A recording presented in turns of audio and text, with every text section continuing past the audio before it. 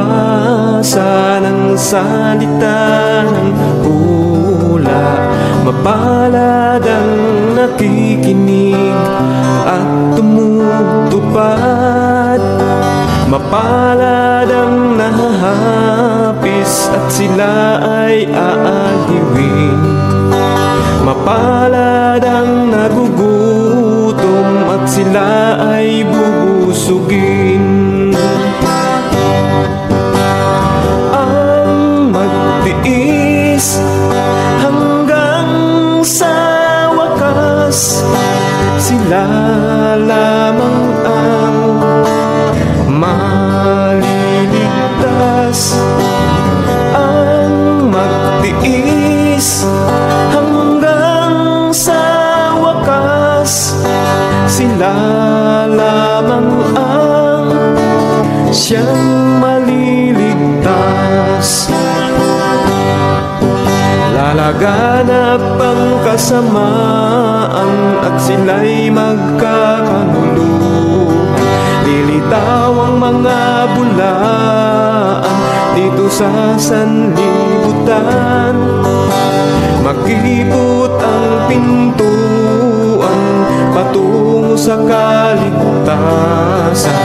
Malapad ang pintuan tungo sa kapahamakan. Ang magtiis hanggang sa wakas, sila lamang ang maliligtas.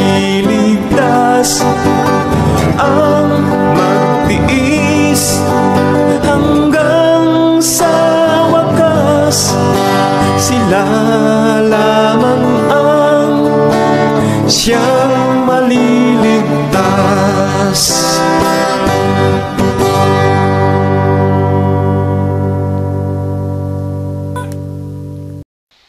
Hello and welcome sa Russia TV mga kapatid, at mayroon tayong debate na magaganap ngayon March 15, 2025 Saturday mga kapatid, alas 8:20 ng gabi dito sa Pilipinas. At ang maglalaban ngayon mga kapatid ay dito sa ating topic.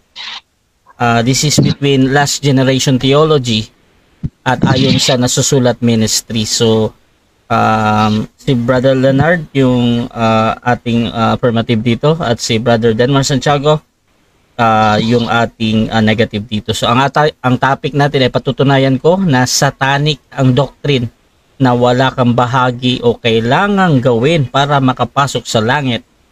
At ito na nga si Brother Leonard ng Last Generation Theology, at negative naman si Brother Denmar ng ayon sa Nasusulat Ministry. So sa ating rules mga kapatid, meron tayong setup ng debate, 10-7-5 tayo, 10 minutes presentation. Nag-usap ba kayo dito? Yung normal lang ba? Or more presentation ba? Kahit ano bro, okay lang sa akin. Okay, kahit ako. So dito tayo sa standard 10-7 mga kapatid, 5 ha. At yung ating Russia TV standard rules din yung gagamitin. At gusto ko lang i-confirm mga kapatid, bago pala yan, ako nga pala si Admin Russia Vista mga kapatid. Ako yung tatayong moderator, streamer, timer sa gabing ito. Ako po ay isang Catholic, one of the member ng Templar of Truth mga kapatid. At sumasang-ayon ba ang ating affirmative sa lahat ng nabanggit? Opo. Sumasang-ayon din ba ang ating negative? Yes, Mr. Moderator. Okay, so bago natin simulan ang ating debate, I know mga kapatid sa ating mga audience, this is a one of a kind debate mga kapatid. At gusto kong kahit konting preview sa kanilang topics and kung ano yung mangyayari ngayong gabi na ito. So unahin natin ang ating affirmative. Pakilala ka kapatid. Magandang gabi po sa ating lahat, at ako po si Leonard Sinke. Ano pong ang aking pong ipaglalaban ngayong gabi ay ang aming topic ay patutunayan ko na satanic ang doktrina na wala kang bahagi o wala kang gagawin para makapasok sa langit mga kapatid. Kasi naniniwala ako mga kapatid na may kailangan gawin ang tao bago makapasok sa langit. So, papalawanan ko po yan mamaya. Ako po ay nagpapasalamat sa Panginoon at pinagkalooban niya tayo ng oras ngayong gabi. At salamat din kay Brother Denmar Santiago na kami ay mag-uusap tungkol sa napaka-importanting topic na ito, lalong-lalo na sa aming iglesia. At sana maraming makinig, no, mga kapatid, o mag-review nitong debating ito. At wala pong personalan, kami po ay mag-uusap bilang magkapatid at lalabanan ang kanya-kanyang stand, no, mga kapatid. At maraming salamat din po kay Brother Rasha na siyang magiging host at moderator ng debating ito. Nawa po pagpalain po tayo ng ating Panginoon. Okay, at dako naman tayo sa ating negative naman. Pakilala ka, kapatid. Magandang gabi sa inyo lahat, mga kapatid. Muli po ang inyong pong maliit na lingkod, Brother Denmar Santiago, isang ordinaryong kaanib at layman at baguhang apologist ng ating Iglesia Adventista del Séptimo Día or Seventh-day Adventist Church. So, mga kapatid, tayo po ay tututol sa paksang inihain at ipinost sa Facebook ng ating kapatid at kaibigan, Brother Leonard Sinque, na patutunayan yan na satanic doctrine ang wala kang gagawin upang pumasok pa sa langit. No? So, yung kanyang stand, kailangan may gagawin. Sa ating patutunayan natin na walang gagawin. No? So, ang ating gagamitin po ay spirit of prophecy. Yung sulat ni Ellen White, ito po ay ating pinanampalatayanan na authoritative, na prophetic authority. No? At syempre, lesser light po yan. At ang ating greater light, ang Bible. Okay? Ang Bible and Bible alone is our standard of doctrine. And of course, our theological fundamental beliefs. Yan. Fundamental beliefs. At kung mayroon pang iba, mga kapatid, yan po yung handbook of SDA Theology, question and doctrines, and iba't ibang mga theological paper from Andrews University. So, yun lamang po ngayong gabi, mga kapatid. So, binabati natin lahat ng mga manonood yan dito rin sa Russia. At sa buo ng Advent Biblical International Ministry. At syempre, doon sa aking mga Bible students, no, na talaga namang nagsimba sila kanina at nag-enjoy, no, yung mga dating kasamang Jared Alvazora na ngayon ay Catholic, no, yung mga kasama niya ay mag-Adventist na, purihin ng Panginoon. No? Si Brother Ren Beleza, si Brother Noel Ramos, no, and si Brother Erin Manlapas. No? Magpatuloy kayo, mga kapatid, sa pananampalatayang ito at tayo magsama-sama, no, sa katotohanan na pinadala ng ating Iglesia. So, pagpalay po tayo lahat. Brother Leonard, dinasahan ko po na argumentuhan lang ito, no? Lambingin lang. Okay? Amen. So, Amen. Salamat and God bless sa ating lahat. Okay, mga kapatid, habang naghahanda yung ating affirmative sa kanyang presentation, shoutout muna, mga kapatid, sa ating nasa live at shoutout kay Pastor Ray Ann Puentes. Siyempre, Pastor Ray ng Baptist, mga kapatid.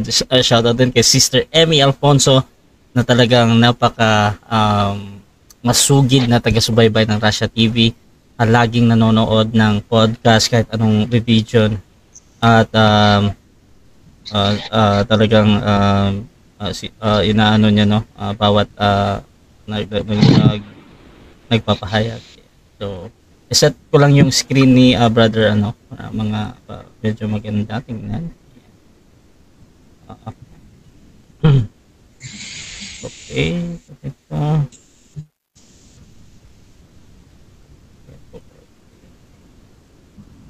Okay, so 10 minutes para sa iyo, bro. Your time start now. Okay, mga kapatid, maraming salamat po sa pagkakataong ito. Papatunayan ko po na satanic ang doktrina na wala tayong bahagi o kailangang gawin para makapasok sa langit. Mga kapatid, ako nga po ay nagtataka, bakit pa pinagdedebatihan ito? Ay kung nagbabasa po tayo ng Biblia, malalaman po natin napakaraming pinapagawa ng Diyos bago makapasok ang isang tao sa langit, mga kapatid. Ano po? Ito po ang gusto kong linawin una. Jesus is the only Savior. Malinaw po yan, mga kapatid, ha? Jesus is the only Savior, not our human effort. Gusto ko pong maging malinaw yan. Jesus is the only justifier, not our works. Malinaw po yan, mga kapatid, ha? Si Jesus lang ang justifier, taga-justify, ang Savior, si Jesus lang. Hindi tayo, hindi ang ating human effort, hindi yung ating works, mga kapatid, ha? Jesus is the only one worthy of praise and honor, not us. Okay, mga kapatid, malinaw po yan? Si Jesus lang ang may karapat-dapat na purihin, bigyan ng parangal, lahat ng merit sa Kanya. No, mga kapatid, sa Diyos lang lahat ng parangal, papuri, at pasasalamat sa Panginoon lang. Hindi tayo, mga kapatid, no? Hindi ang ating merit, hindi ating human effort. Malinaw po yan, mga kapatid. Pero, may pero, mga kapatid, ha? However, may pero, may but. Ano yung but? But we cannot be justified by Jesus if we do not repent, confess our sins, and accept Him as our Lord and Savior. Mga kapatid, malinaw po yan. Bagamat si Kristo ang tagapagligtas, taga-justify, siya lang ang may merit, hindi po tayo maja-justified at masasave kung hindi tayo magre-repent, confess, accept Jesus Christ. Mga kapatid, malinaw po yan. Ano po ang katibayan natin dyan? Mababasa po natin sa Matthew 4:17.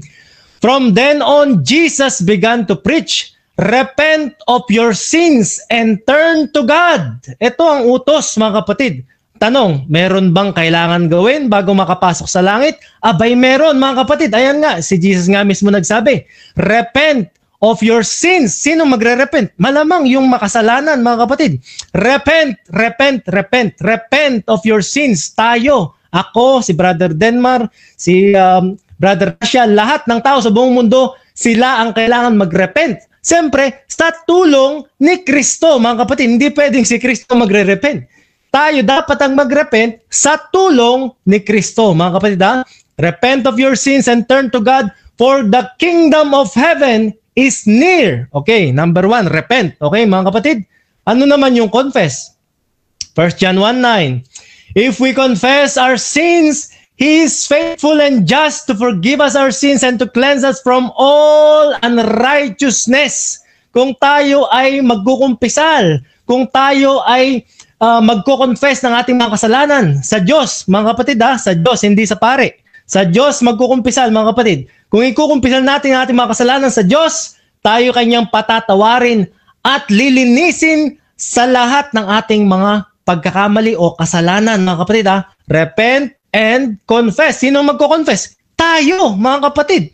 Tayo na makasalanan, na nakagawa ng kasalanan, tayo ang magko-confess sa tulong ni Kristo. Mga kapatid, ano yung pangatlo? Accept Jesus Christ or receive.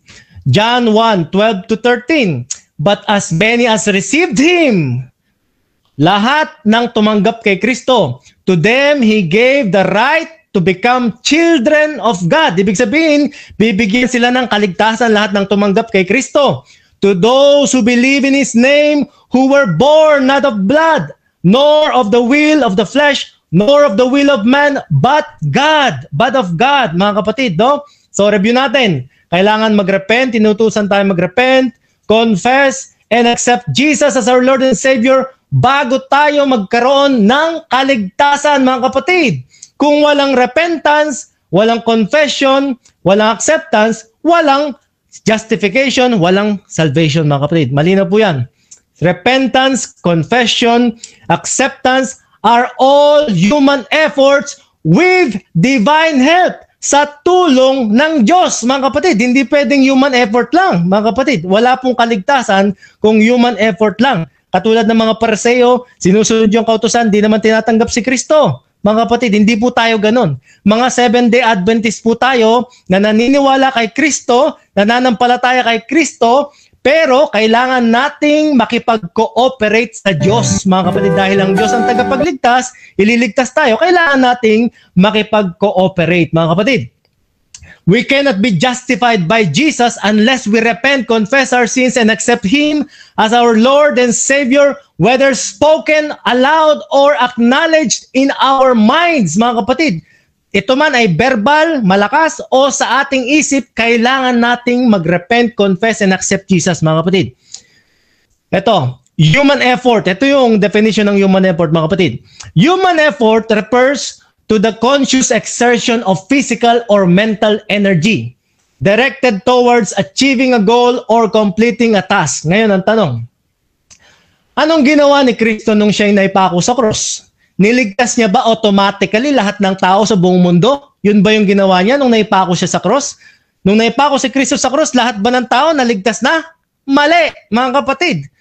Si Kristo nung naipako sa cross, ang kanyang binigay sa tao ay pagkakataon o opportunity na maligtas.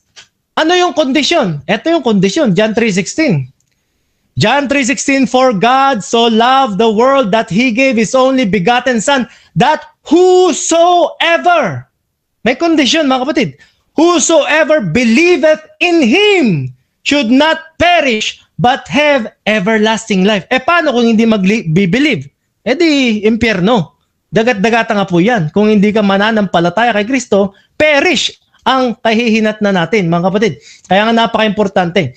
Ang tanong, paano naman yung magnanakaw? Yan. Paano naman yung magnanakaw na nakasama ng ating Panginoon? Tingnan mo, hindi naman siya tumupos sa 10 utos, hindi naman siya nangaral, pero naligtas siya. Sinabi niya lang, alalahanin mo ako, Panginoon, pagka nasa langit ka na. At ang sabi ni Jesus, sige, ngayon, ikaw ay makakasama ko sa paraiso. Ngayong araw na ito, sinasabi ko sa iyo, makakasama kita sa paraiso. So, binigyan niya ng assurance of salvation yung magnanakaw sa cross. Pero yung magnanakaw, mga kapatid, niya-justify siya, pero namatay siya agad-agad, mga kapatid, dahil inaagasan na siya ng dugo. No, mga kapatid, hindi natin pwedeng ikumpara yung ating kalagayan doon sa magnanakaw sa cross, mga kapatid. Dahil hindi tayo nakapako. Yung magnanakaw, nakapako, naagasan ng dugo, mamamatay na siya, kaka-justify niya lang, namatay siya, mga kapatid. Hindi tayo ganon. Tinanggap natin si Kristo na justify tayo, mga kapatid, tayo buhay ngayon, malakas, nakakalakad, nakakapagsalita. Anong kailangan natin gawin? Alam, tutunganga na lang tayo na para tayong magnanakaw na nakapako na lang tayo sa bahay natin, wala tayong gagawin. Meron tayong kailangan gawin, mga kapatid. Kailangan nating kailangan nating sundin yung mga kautusan ng Diyos. Kapag tayo ay tumanggap kay Kristo, ang sabi dito mga kapatid, 2 Corinthians 5:17, therefore, if anyone is in Christ, he is a new creation. All things have passed away. Behold, all things have become new. Ano pa nakalagay? 2 Peter 1:4, by which have been given to us exceedingly great and precious promises, that through this you may be partakers of the divine nature. Mga kapatid, no? So kung si Kristo ay pinanganak ng banal na spirito, kapag tayo tumanggap kay Kristo, ipapanganak din tayo sa spirito sa ating karakter, mga kapatid, karakter. Okay? Hindi sa physical na ating pangatawan. Yung ating karakter ay magiging born again, mga kapatid, no? Kung tayo ay magnanakaw kahapon, tayo ngayong tumanggap kay Kristo, dapat hindi na tayo magnanakaw. Mga kapatid, no? Babaguhin na tayo ni Kristo. Sabi dito, He is a new creation, mga kapatid, no? We will partake of the divine nature, mga kapatid. Ito pa ang nakalagay, John 3:3-5.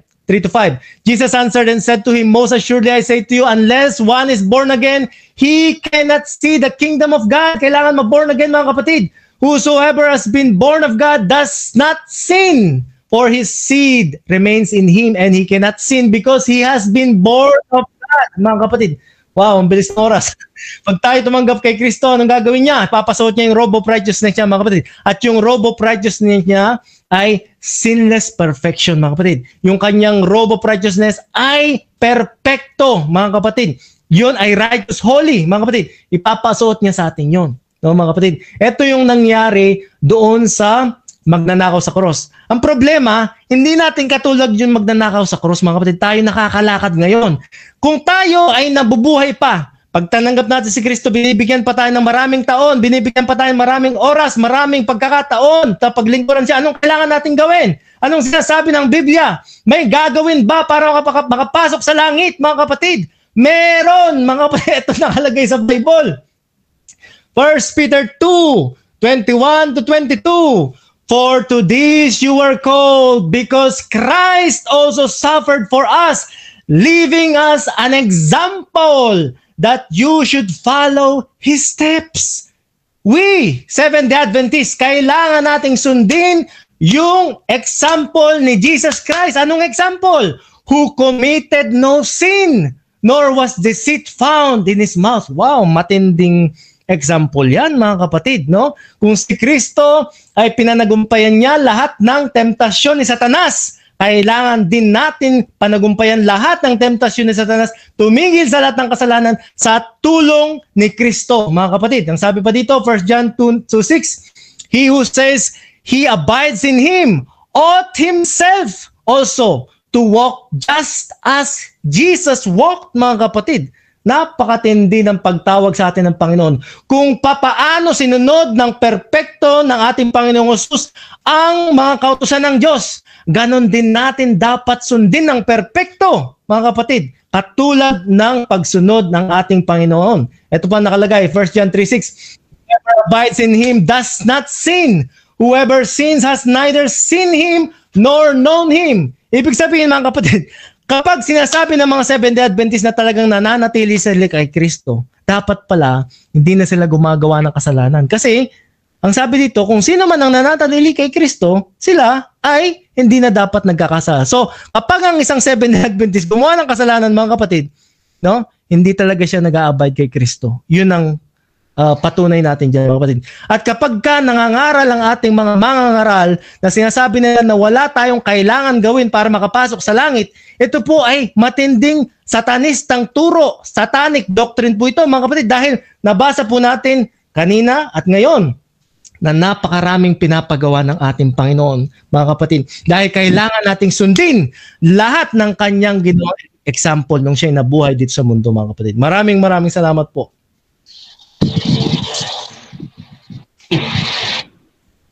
Okay. So dako tayo, mga kapatid, sa ating first cross examination ng negative sa affirmative. Brother Denmar Santiago, 7 minutes, your time start. Okay, first question, Brother Leonard, no? Ang una ko punta, no, Brother Leonard, ay so ikaw ba ay perfecto na at hindi na nagkakasala ngayon? Yes or no? Wait, paki-stop nga, bro. Ay, kasi hindi ko makita hindi ko makita yung mukha ko. Yan, okay na? Okay. Ano nga, bro? Paki-restart nga yung time, bro. Ulitin ko. Okay, rephrase. Ulitin ko. Okay, so, ang tanong ko, perfecto ka na ba ngayon at hindi ka na nagkakasala sa araw-araw ngayon, Brother Lina? Yes or no? Ang Diyos lang po ang makakasagot dyan sa tanong na yan. No, mga kapatid, dahil meron po tayong propeta, ang sabi ng ating propeta, pag tayo nandun na sa langit, doon pa lang natin safe na i-claim na tayo iligtas na at sinless na. Doon kapag nandun na tayo sa langit. Ngayon, bawal nating sabihin na tayo ligtas na o tayo sinless na. Bawal. Okay. Objection mo na po, Mr. Moderator. Anong objection natin? Negative. Mr. Moderator, categorical, yes or no. So tanggap ko naman po yung paliwanag ni Brother Leonard. Pero gusto ko marinig din sa kanya yung categorical. No. Okay, so, 10 seconds po. Kasi hindi po yes or no yung sagot dito. Okay, 10 seconds. Proceed, 10 seconds. Ang kagaya po na sinabi ko kanina, meron po tayong propeta. Ano po? Ang sabi po ng ating propeta, kapag nandun na tayo sa langit, doon lang natin masasabi na kung tayo talagang ligtas na o kung tayo sinless na. Dahil Diyos lang nakakaalam ng ating puso. Brother Leonard, kailangan nating makipag-partake sa nature, according to sa verse na ginamit mo, makipag-partake sa nature ng ating Panginoon na tayo ay maging blameless, holy, and perfect, no, para makapasok sa langit. So, ngayon ba magagawa mo yon? Yes or no? Yes! Paliwanag! Sa tulong ni Kristo, mga kapatid, magagawa po natin yan. No? Dahil kapag tayo tumanggap kay Kristo, tayo yung magiging born again, tayo magiging new creation, mga kapatid ha? New creation in character, hindi sa ating physical. Kasi yung ating sinful nature ay mananatili sa atin. Dahil yung sinful nature ay yung ating depekto na physical. Hindi kagaya ng perfectong katawan ni Adan. Tayo ngayon ay mahina, mga kapatid. Okay, next question natin. Okay. So kung kaya mong gawin, uulitin ko ulit yung tanong ko kanina. Since kaya mong gawin na maging blameless, holy and perfect, no? Ibig sabihin ngayon ay blameless, holy and perfect ka na ngayon, Brother Leonard. Yes or no? Okay, sagot. 10 seconds. Possible yan na maging sinless ang tao, maging blameless sa tulong ng Diyos, mga kapatid. Pero bawal nga iyan na sabihin, hindi pwedeng i-claim yan. Dahil ang Diyos lang nakakalam ng ating puso. Okay, next question. So, kailan ka talaga magiging total, holy, blameless, and perfect? Ngayon ba or sa pagdating pa ng Panginoon sa Kristo? 10 seconds. Kapag the moment na tumanggap kay Kristo, ikaw ay magiging blameless at sinless. Perfecto, holy, perfect, blameless, without spot. The moment na ikaw ay tumanggap kay Kristo. Okay, next question. Yung pagiging perfect according sa chapter and verse na ginamit mo, Brother Leonard, no? Ano po ang ibig sabihin ng perfection doon sa talata? Perfection ay yung ating pagtigil sa ating ginagawang kasalanan. Kapag tayo ay tumitigil sa ating mga ginagawang kasalanan, hindi tayo lumalabag sa kautusan ng Diyos. Kailangan alam po natin yung batas ng Diyos. Ang sabi ng Diyos, sin is the transgression of the law. Kapag ikaw ay hindi nagtatransgress ng law, hindi ka nagkakasala. So ibig sabihin ng perfect, ikaw ay tumigil sa paggawa ng kasalanan, tumigil sa paglabag sa kautusan ng Diyos, yun ang ibig sabihin ng perfect. Okay, next question. Okay, Brother Leonard, ikaw ba ay naging perfect dahil itinigil mo yung paggawa mo ng kasalanan o naging perfect ka dahil tinanggap mo si Kristo? 10 seconds. Again, sasabihin ko ulit. Ang Diyos lang po ang makakapagsabi kung tayo ay perfect dahil ang Diyos lang po ang nakakaalam ng ating puso't isipan. Ang sabi nga po ng ating propeta, bawal na sabihin yan. Hindi natin pwedeng yan. Okay, next question. Saan naman po, kasi pareho tayo, okay. Siyempre, pareho tayong Adventist, no? Pareho tayong Adventist. Saan po sa ating fundamental beliefs na ang perfection, dinidefine siya na pagtigil sa kasalanan? Kahit hindi na tayo pumunta sa Bible, no, Brother Denmar, sa Bible, kahit hindi tayo pumunta sa 28 fundamental beliefs, ang pagtunan natin pansin yung Bible muna bago tayo pumunta doon. Ang sabi ng Bible ay sin is the transgression of the law. Kung malinaw sa Biblia, bakit ka pa pupunta sa 28 fundamental beliefs? Kung malinaw na sa Biblia na sin is the transgression of the law. Okay, next question ko, no? Okay, next question, Brother Leonard, no? Yung sinasabi mo na susunod sa 10 utos o yung commandments of God, no? Ito ba yung mga susunod na to, justified na ba? Yes or no? Kailangan munang, okay. Pwede bang 10 seconds? 10 seconds. Kasi mga kapatid, ang isang Seventh-day Adventist pag tumanggap na kay Kristo, mga kapatid, kailangan niya sumunod sa 10 utos. Ngayon, ang tanong, kung kapag hindi ka pa nag-justify, susunod ka pa, kailangan mo ba bang sumunod sa 10 utos? Okay. So kapag ikaw na-justify na, o ano ba mauna? I-justify ka o susunod ka muna sa 10 utos? Alin na mauna? 10 seconds. Mga kapatid, ang pagsunod sa 10 utos, ito yung tinatawag na repent, no? Kapag ikaw nag-repent, nakasunod ka na sa 10 utos. Alam mo kung bakit? Kasi nga, sin is a transgression of the law. Kapag hindi ka nagtatransgress ng law of God, ikaw ay sumusunod. Sin is the transgression of the law. Salita, susunod ka muna para ma-justify ka. Okay. Saan sa Bible, mababasa na susunod ka muna para ma-justify ka? Saan nyo sa Bible? Marami, mga kapatid. Marami, Brother Denmar. Ang sabi nga dito, repent if we confess. Ang dami ha. Repent for the kingdom of heaven is at hand. If we confess our sins, He is faithful and just to forgive us our sins Ito yung tinatawag na pagtigil muna sa ginagawa mong kasalanan dahil hindi ka pwedeng maligtas. Habang pumapatay ka ng tao, Lord, ligtas mo ako, pero pumapatay na akong tao. Pwede bang maligtas yon? Impossible! Impossible maligtas ang tao na kasalukuyang gumagawa ng kasalanan. Kailangan mo na yan tumigil. John, okay, next question natin, Brother Leonardo. Ito. Ano ba ang mababasa doon sa talatang ginamit mo? Repent or keep the commandments? Alin sa dalawa? Marami akong binanggit na talata. Alin talata doon? Okay, repent, no? Sayang. Okay, mga kapatid, so dyan nagtatapos ang first cross ng ating negative sa affirmative. At shoutout sa ating nasa live muna mga kapatid. Siyempre, basa muna tayo ng ilang mga comment. Shoutout kay Eme Alfonso. Siyempre, sabi niya, bakit pinapatupad pa ng SDA ang 10 Commandments kung wala na palang gagawin para makapasok sa langit? Shoutout din kay Pastor Rayan Fuentes. Paul, they have another authority aside from the Bible, i.e. Ellen White writings.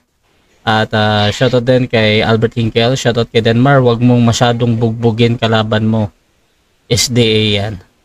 Shoutout din kay Gray Heisenberg. Magandang pasok na tayo sa langit mga kapatid. Salamat naman, palangit na tayo. At sabi naman ni Pastor Ray, the fact na ang SDA ay anti-OSAS, matik na may effort ang kaligtasan nila, it must be. At shoutout din dito kay Jeff T. Ang repentance duty natin yan sa Diyos, harapan ng Diyos. At shoutout din dito kay Wistake Tires PHRHM.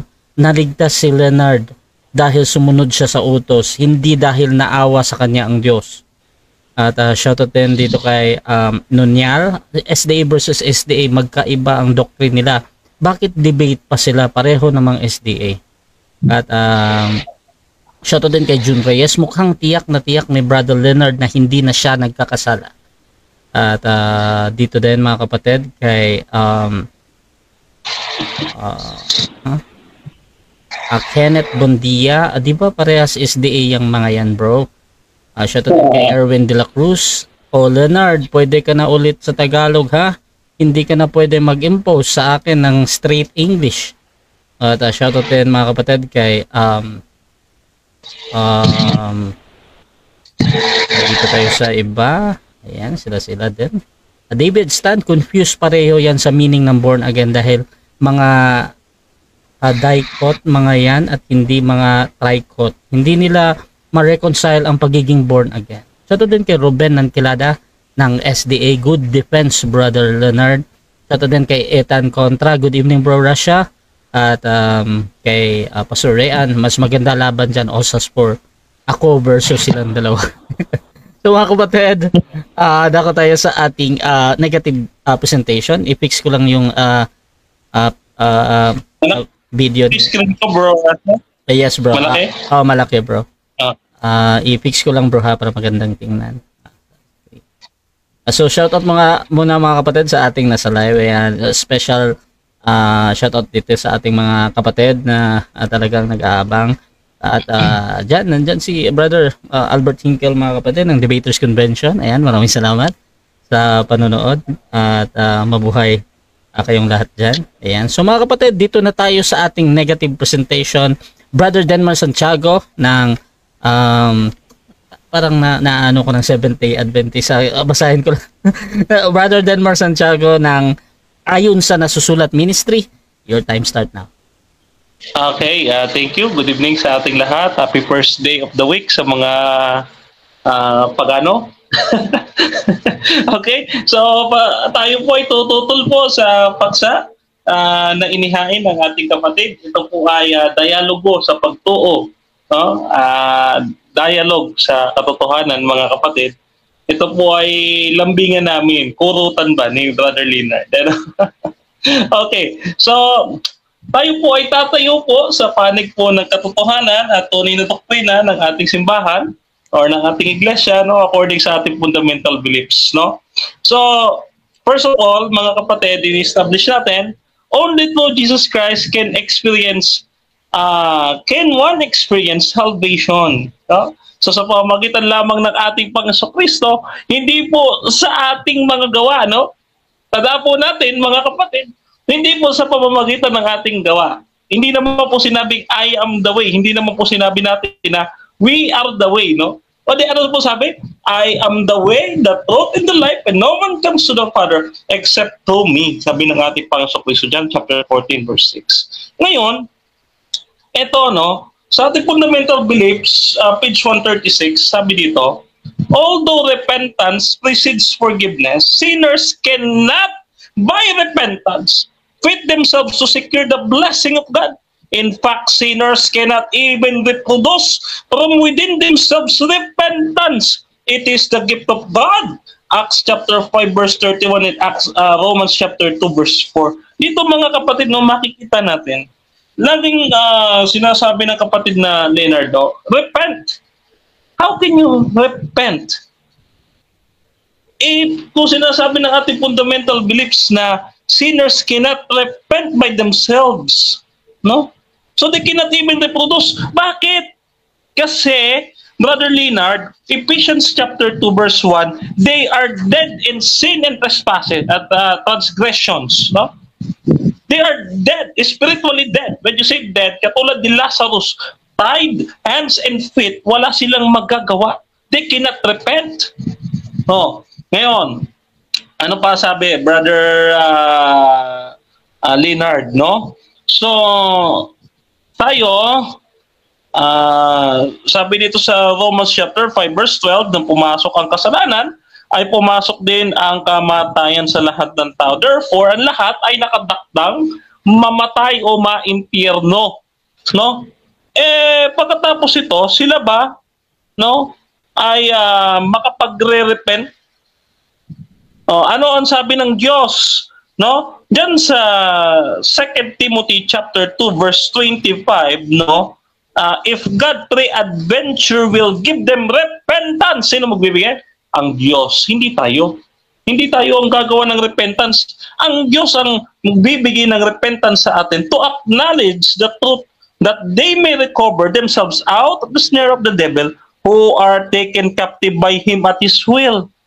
Oh, so dito, dahil ikaw ay captive ni Satanas, ikaw ay bingi, ikaw ay bulag. Marcos 4:11, no? Hindi mo makita yung bagay na totoo. Paano ka makapagre-repent? Paano ka makapag-confess? Paano ka makaka-believe? No? You are spiritually dead. You are totally depraved. Wala kang magagawa, no? Kaya dito sa 2 Corinthians 4:4, you were blinded by the god of this world, si Satan, no? So therefore, dito sa 1 Corinthians 2:14, ang sabi, the natural man received not the things of the Spirit of God, for they are foolishness unto him, neither can be known them. Hindi mo makikilala ang Diyos because you are spiritually dead, no? So, tayo, ipinanganak sa kasalanan, Psalms 51 verse 5, no? Yan. So by birth, we are naturally sinful by birth, and by practice, we are naturally sinful. Genesis chapter 6 verse 5. Oh, so sabi diyan, the every imagination of the thoughts of his heart was only evil continually. How ang isang tao makapagsisisi, makapagpo-confess at makakakilala sa Panginoon kung siya ay sinful, natural sinful, no, dead, spiritually dead, totally depraved, no? Wala siyang magagawa like Lazarus. Walang ginawa si Lazarus para mabuhay siya, no? Walang ginawa, wala rin tayong ginawa para ma-regenerate tayo ng Panginoon kasi spiritually dead. After mo ma-regenerate, doon ka bibigyan lang ng pananampalataya. Ngayon, sundan natin, no, ang ating pag-aaral ng fundamental beliefs, no? So, the goodness of God that leads us to repentance, Romans chapter 2 verse 4. Pag nakita mo niya ang kabutihan ng Diyos, doon ka magbabago. So, faith, which is a gift of God's grace, tandaan natin yung gift, hindi ako against kay Brother Leonard sa repentance, confess, sa pananampalataya, believe. These were faith. When you say faith, it is not a meritorious work. It is not what you achieve, but it is you have received. Kaya nga faith eh. Faith. Hindi po yun gawa. No? Kasi ang works sa New Testament, yun po ay works of the law. Itong 10 Commandments. Tandaan natin, pag sinabi sa Biblia na works, it is intended by Paul na works of the law. We cannot be justified through the works of the law. Hindi tayo pwedeng ma-justify. Kaya nga tinatanong ko siya kanina, yung sumunod ba ay justified na o hindi pa? No, para sa kanya, susunod ka muna para ma-justify ka, which is wala yung sa fundamental beliefs natin. Kaya nga sabi ng fundamental belief natin, the basis for our justification is not our obedience but Christ. No? Ang ating justification, no, ay yung yung ginawa ni Kristo para sa atin, and that's faith. You cannot add. Hindi ka makapagdaragdag pa doon sa ginawa ng Panginoon Kristo. Wala tayong may pagmamalaki sa harapan ng ating Panginoon Kristo. Ngayon, ang tanong, sa ating fundamental beliefs ba, bakit ba tayo naging perfect? No? Dahil ba hindi na tayo nagkasala? Ha? Dahil ba hindi na tayo nagkasala? No! Hindi yun ang definition natin ng perfect. No? Yung perfect, dahil tayo ay na kay Kristo. Oh. Hindi yung dahil tumigil tayo sa paggawa ng kasalanan. We are having sin. Tayo ay nagkakasala pa rin. We are doing sin until now. No? So hindi pwede niya sabihin, isa kang sinungaling kapag sinabi mo hindi ka na nagkakasala. Sinungaling yan. Kaya sabi dito sa page 145, how may we become perfect? Sabi natin fundamental beliefs ha? Ano sabi? The Holy Spirit brings us to the perfection of Christ. By faith, Christ's perfect character becomes ours. People can never claim that perfection independently as if were their innate possession of theirs by right. Perfection is a gift of God. No? Apart from Christ, human beings cannot obtain righteousness. Pakalinaw, no? So, hindi tayo naging perfect dahil tumigil tayo sa paggawa. Naging perfect tayo dahil nasa atin si Kristo. Si Kristo kasi ang nabubuhay sa ating Galatians chapter 2 verse 20. No? Kaya sabi dito, through justification by faith in Christ, His righteousness is imputed to us. We are right with God because of Christ, our substitute. Nag-substitute siya sa atin. So therefore, neither justification nor sanctification is a result of meritorious works. Sino lang daw ang gumawa? Both are solely the result of Christ's grace and righteousness. So justification brings also the assurance of believers' acceptance. Kaya, mga kapatid, thank you. Okay, so dito, sa page 145 naman, no, human efforts cannot obtain righteousness. Wala tayong maidaragdag sa kanya. Kaya yung human righteousness natin ay gaya ng filthy rags, mga maruming basahan sa ating Panginoon. No? Even what we do in response, even yung nire-response natin sa Panginoon, no, hindi ito magiging katanggap-tanggap sa Kanya. No? Ang magiging katanggap-tanggap lang sa Kanya, yung ginagawa ng ating Panginoong Hesukristo. No? Yan. So yun lamang po maging katanggap-tanggap sa Kanya, mga kapatid. So therefore, ano sabi? At ito ay ating conclusion, no? 281 ng ating fundamental beliefs. People cannot earn salvation by good works. Obedience is a fruit of salvation. When you are being justified, doon ka palang susunod. Pero kapag hindi ka pa na-justify, hindi ka susunod. Kasi you are spiritually dead. Totally depraved. Okay, thank you. Okay.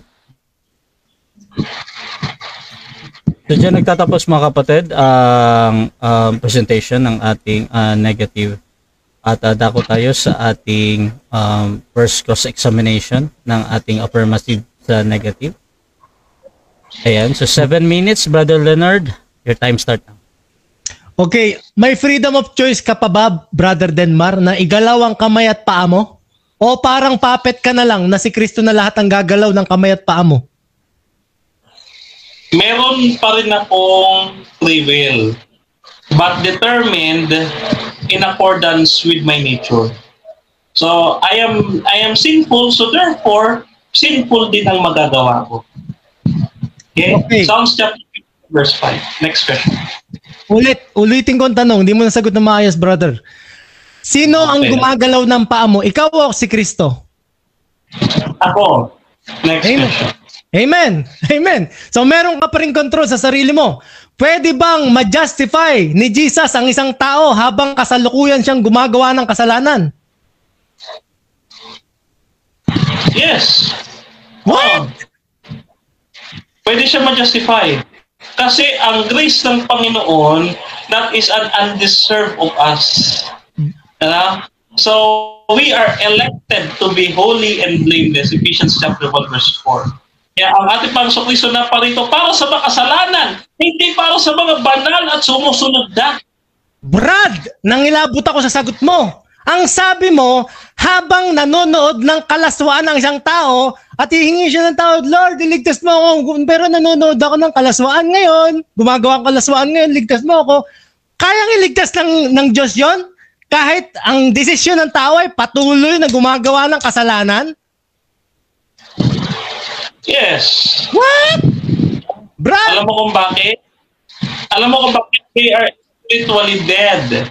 No? Kung ano yung nature mo, yun ang magagawa mo kasi our thoughts are evil. Genesis chapter 6 verse 5. So therefore, kailangan mo na i-regenerate bago ka magkaroon ng pananampalataya, ng pagsisisi, at ng pagkilala sa Diyos. I-regenerate ka muna. Ma-born again ka muna. Okay? Sa sagot mong yan, bro, naniniwala ka na lahat ng tao ngayon sa buong mundo, 8 billion na tao, ligtas na, maliligtas na silang lahat? Kasi nga, habang gumagawa silang kasalanan, pwede silang maligtas ni Kristo eh. Naniniwala ka lahat ng 8 billion na tao ngayon ay ligtas na at maliligtas na, wala na silang kakayahan na hindi maligtas? No, hindi ako niniwala ligtas na ang lahat. Bakit? No, there is an elect. No, kaya nga, sabi ko sa kayo kanina, Ephesians chapter 1 verses 4 to 5. There are elects, no? May mga inelect na before eternity past according to the foreknowledge of God. May mga inelect. Next question. Bro, napaka-contradicting ng mga sagot mo. Ang sabi mo kanina, habang gumagawa ng kasalanan ng isang tao, lahat ng tao na gumagawa ng kasalanan, habang gumagawa silang kasalanan, sa oras na gumagawa silang kasalanan, pwede silang maligtas. Pwede silang ipasok sa langit ni Kristo. Ibig sabihin, lahat ng 8 billion na tao ngayon sa buong mundo ay maliligtas na. At lahat, wala na silang error o yung parang kapahamakan na hindi maligtas. Yeah, so pipiliin silang baguhin ni Kristo. Tandaan natin, again, according to the foreknowledge of God, there is an election. No? Kaya nga ano sabi? Bigyan natin ng talata, no? Wait lang, no? So, according to the foreknowledge of God, itong election na sinasabi natin na to be holy and blameless, Ephesians chapter 1 verse 4 to 5. Next question. May mga tao bang hindi makakapasok sa langit? Meron. Meron. Yan yung mga mayayabang, yung kala niya, yung human effort niya, and human merits niya, mayroong righteousness yan. Yung mga ang kaisipan, yung pagsunod sa kautusan, yan ang tagapagligtas, yan hindi maliligtas yan. So our salvation. Next question. Bakit meron pang hindi maliligtas kung gayong sabi mo na kahit gumagawa ka pa ng kasalanan, kahit namumuhay ka pa sa kasalanan, ay makakapasok ka sa langit dahil nga kayang-kaya kang ipasok ni Jesus sa langit habang gumagawa ka ng kasalanan. Bakit meron pang hindi maliligtas? Kakasabi mo lang na habang gumagawa ka, kung namumuhay ka sa kasalanan, ay ligtas ka pa rin. Maliligtas ka pa rin ni Kristo, makakapasok ka pa rin sa langit. Okay, because they are an elect, may inelect nga po na ang mga elect na to ay pipiliin ni Kristo na i-regenerate. Kung hindi ka pipiliin ni Kristo na buhayin, hindi ka magkakaroon ng pananampalataya. Pipiliin ka muna ni Kristo dahil you were spiritually dead, wala ka magagawa. So therefore, kailangan Diyos ang gagawa ng pagbuhay sa iyo. So yun po ang aking sagot. Sa makatawid, bro, naniniwala ka rin sa predestination, naniniwala ka rin na namimili ang Diyos kung sino ang ililigtas niya. Yes, according sa Romans chapter 9, Romans chapter 9 verse 13, ang sabi diyan, now that the purpose according to the election might stand, Jacob I have loved and Esau I have hated. May pinili ang Diyos na mahalin, may pinili ng Diyos na hindi ka mahalin. Next question. Bro, sa paniniwala mo, binabiolate ng Diyos yung freedom of choice ng tao? Pinipili niya kung sinong gusto niyang iligtas? Violation yun ng freedom of choice. Naniniwala ka doon? No! Because ang aking sinasabi, may free will pa rin, but it is determined by your nature. According to your nature, you are sinful. So dapat i-regenerate ka ng Panginoon para ikaw mananampalataya, para mapili mo siya. May free will pa rin. You have to know what is determinism and compatibilism first before natin yan. Pag ba pinili ka na ng Diyos na maliligtas ka o hindi ka maliligtas, pwede mo pang baguhin yon sa human effort mo? Hindi. Sa iyong freedom of choice, kaya mo pa bang baguhin yon, yung desisyon ng Diyos o hindi na? No! Sino ka ba? Ang sabi doon sa Book of Isaiah, sino ka na mag-uutos sa tagapaggawa ng clay? Ikaw ay clay lang na ginawa ng Panginoon. Pater ka lang. Huwag ka magreklamo doon sa gumagawa ng pater. Okay? Huwag ka magreklamo doon kasi according to the foreknowledge of God, alam. Sayang, may tanong pa man din ako, matinding tanong to. 7 minutes time. Okay. So dyan nagtatapos mga kapatid ang ating first part ng ating debate. Ayan. Shoutout muna sa ating mga live audience mga kapatid. At medyo nagulat nga yung ating mga nasa comment. Shoutout kay Jeff T. John Orieta. Predestination pero may free will pa rin. Shoutout din dito kay Pastor Rayan Fuentes. Ayan, Calvinism na yan. Brother Johnson Amican. Ano na ba gagawin nyo sa kanya? Calvinism na ito. Shoutout din kay Sam Nazareth. Correct predestination in wrong way. Shoutout din kay Albert Hingel. Parang 2 point lang. Shoutout din kay John Reyes. Bro Leonard, nasa 22 million lang ang SDA sa buong mundo. Hindi 8 billion. Shoutout din kay Emmy Alfonso. Shoutout kay Brother Richard Thompson. Johnson, Amican at Gomez Novellero. Bakit labo-labo na ng mga aral ng SDA po? Di ba nagbibigay kalituhan ito? Shoutout din kay San Nazareth, make your calling and election sure. Shoutout din kay Jeff T. John Orieta.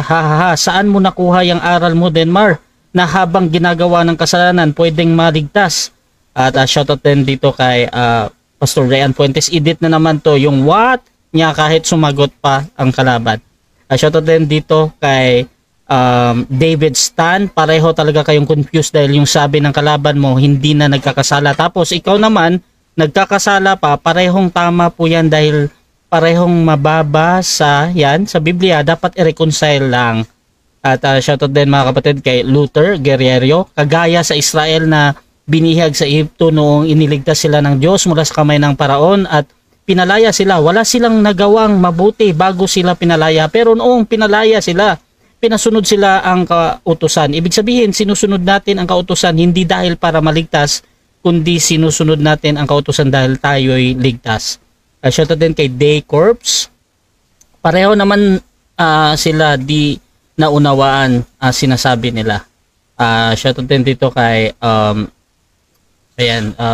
bakit po sila nag-aaway magkapatid. So mga kapatid, dako tayo sa rebuttal at mauna dito syempre meron kang presentation, bro. Okay mga kapatid, ako po'y nalulungkot sa aking mga narinig na sagot ng ating kapatid ni Brother Dermar. Ano po, wala pong personalan nito, yung aking pong winawasak ay yung kanyang doktrina na hindi ayon sa Biblia, hindi ayon sa Seventh-day Adventist doctrine, no mga kapatid. Nananawagan po ako na talagang taos-pusong nananawagan kay Brother Johnson Amican, kay Brother Gomer, kay Brother Richard Thompson at sa lahat ng evangelist apologetics dito sa Pilipinas ng Seventh-day Adventist Church. Mga kapatid, itama po natin yung ating doktrina, lalong-lalo na yung ating yung mga lumalaban sa debate. Mga kapatid, napakatindi ng kamalian na naniniwala tayo na namimili yung Diyos kung sinong ililigtas niya. Matinding satanic doctrine yan, mga kapatid. Ako talaga kinilabutan sa mga sagot ng ating kapatid, no mga kapatid. Walang personalan, hindi ako galit kay Brother Denmar, pero nawiwindang ako sa mga satanic doctrine na kanyang mga binitawan, mga kapatid. Ang napakalinaw po dito sa ang aming mensahe bilang mga Seventh-day Adventist, mga kapatid, ay yung three angels messages. Kailangan po nating maintindihan yung three angels messages. Ang sabi po dito, no, lalong-lalo na dito sa Revelation 14, here is the patience of the saints. Here are those who keep the commandments of God and the faith of Jesus. Maliban sa faith of Jesus, maliban sa ating pananampalataya kay Kristo, tinanggap natin si Kristo. Ang sabi ni Jesus, if you love me, keep my commandments. Hindi pwedeng you love me. Puro salita lang pero walang gawa. Patay ng pananampalatayan. Kailangan kapag tumanggap tayo kay Kristo, pagka meron tayong tunay, genuine na pananampalataya kay Kristo, tayo ay susunod sa mga kautusan ng Diyos. Yan ay malinaw na gawa na kailangan nating gawin, na inuutos ng Diyos bago tayo makapasok sa langit bilang mga Seventh-day Adventist, mga kapatid. Oh, naku po. Hindi ko po alam kung bakit pa pinagdidebatehan ito, no mga kapatid. Ang sabi pa dito, Hebrews 12:14, make every effort to live in peace with everyone and to be holy. Without holiness, no one will see the Lord. Napakatinding utos niyan, mga kapatid. Ewan ko lang kung wala na daw kailangan gawin eh. Ewan ko lang, no? Tindi talaga. 1 Peter 1:15-16. But just as he who called you is holy, so be holy. Utos na naman. Be holy in all you do. Do in all you do, be holy. For it is written, be holy because I am holy. Ewan ko lang kung anong klaseng word itong do na to. Ito ba'y gawa o gagawin o ano? No? Matthew 5:48, therefore you shall be perfect. Be perfect just as your Father in heaven is perfect. Napakalinaw niyan, mga kapatid. Ito pa, John 8:11, neither do I condemn you. Go and sin no more. Tumigil ka sa paggawa ng kasalanan, kung hindi talaga mapapaimpyerno ka dyan. Ito pa, John 5:14, now you're well, so stop sinning! Stop sinning! Sabi ni Kristo mismo ng ating tagapagligtas, stop! Pag hindi ka nag-stop, dagat-dagat nga po talaga yan. Ito, Romans 12:1, therefore I urge you, brothers and sisters, in view of God's mercy, to offer your bodies as a living sacrifice, holy and pleasing to God. This is your true and proper worship, mga kapatid. Ito pa, matindi. Ayan. The acts of the flesh are obvious: sexual immorality, impurity, debauchery, idolatry, witchcraft, hatred. Lahat na ng kasalanan, yan na, basahin nyo mga kapatid. That those who live like this will not inherit the kingdom of God. Napakalinaw niyan. Ang sagot ni Brother Denmar, habang gumagawa ka ng kasalanan, ligtas ka pa rin, maliligtas ka pa rin ni Kristo. Habang gumagawa ka ng kasalanan, Lord, ligtas mo ako, pumapatay akong tao ngayon. Maliligtas ka daw habang pumapatay ka ng tao. Habang nagnanakaw ka, maliligtas ka daw. Habang nanonood ka daw ng mga kalaswan, maliligtas ka daw. Matinding kasinungalingan ito, mga kapatid. Matinding satanic doctrine ito. Ang sabi nga dyan, sexual immorality, impurity, debauchery, kahit ano bang kasalanan ginagawa mo, that those who live like this will not inherit the kingdom of God. Napakalinaw niyan, mga kapatid. Malinaw pa sa sikat ng araw. Ito pa, 1 Corinthians 6:9-10. Do you not know, Brother Denmar, Do you not know, mga Seventh-day Adventists, do you not know, lahat ng nakikinig dito, that the unrighteous will not inherit the kingdom of God? Do not be deceived. Huwag kayong maloko dito sa doctrine ng wala kang gagawin para makapasok sa langit. Kasi nungalingan ito, satanic doctrine ito. Sabi nga niya, no, do not be deceived. Neither fornicators, nor idolaters, nor adulterers, nor homosexuals, nor sodomites, nor thieves, nor covetous, nor drunkards, nor revilers, nor extortioners will inherit the kingdom of God. They will not inherit the kingdom of God. All of these sinners, all of these people who do these kinds of sin, mga kapatid. Exodus 32:33. And the Lord said to Moses, whoever has sinned against me, I will blot him out of my book. Kapag pala nagkakasala, hindi ka pwedeng maligtas kasi nga ibablat yung pangalan mo sa libro ng kaligtasan o sa libro ng buhay, mga kapatid. Ayun, ay napakalinaw yan, Exodus 32:33. Whoever has sinned against me, I will blot him out of my book. Kung palang habang gumagawa ka ng kasalanan, maliligtas ka pa rin, no? Napakatindi yan. Di sana sinungaling to. Sinungaling ang sinabi diyan ng Biblia na whoever has sinned against me, I will blot. Dapat sinabi diyan, kahit magpatuloy kang gumawa ng kasalanan, nakatala pa rin yung pangalan mo sa aklat ng buhay. Matindi. Ito pa, Revelation 3:5. He who overcomes shall be clothed in white garments, and I will not blot out his name from the book of life, mga kapatid. But I will confess his name before my Father and before his angels. Kung sino daw mananagumpay. Mananagumpay saan? Malamang sa pagtigil sa paggawa ng kasalanan. Kaya nga sabi doon, repent, no? Tumigil ka sa mga ginagawa mo kasalanan. Kung sino man ang mag-overcome hanggang huli, hanggang siya'y mamatay, hanggang siya'y abutan ng close of probation, kung sino man ang mananagumpay sa tulong ni Kristo na panagumpayang tigilan lahat ng ginagawang kasalanan, ang pangalan niya ay mananatili sa aklat ng buhay. Yan ang ibig sabihin noon, mga kapatid. Hindi yung habang gumagawa ka ng kasalanan ay maliligtas ka pa rin. Matindi yun, mga kapatid. Kailangan tumigil ka muna sa paggawa ng kasalanan bago ka ma-justified. Hindi ka pwedeng habang gumagawa ka ng kasalanan ay pwede ka ma-justify ni Kristo. Tumigil. Kaya nga sabi ni Kristo, repent for the kingdom of heaven is at hand. Kailangan mag-repent muna bago maligtas. Kailangan mag-repent muna bago mag-justified, mga kapatid. Sabi pa dito, napakalinaw nito, mga kapatid, Matthew 7:21-23. Not everyone who says to me, Lord, Lord, shall enter the kingdom of heaven, but he who does the will of my Father in heaven.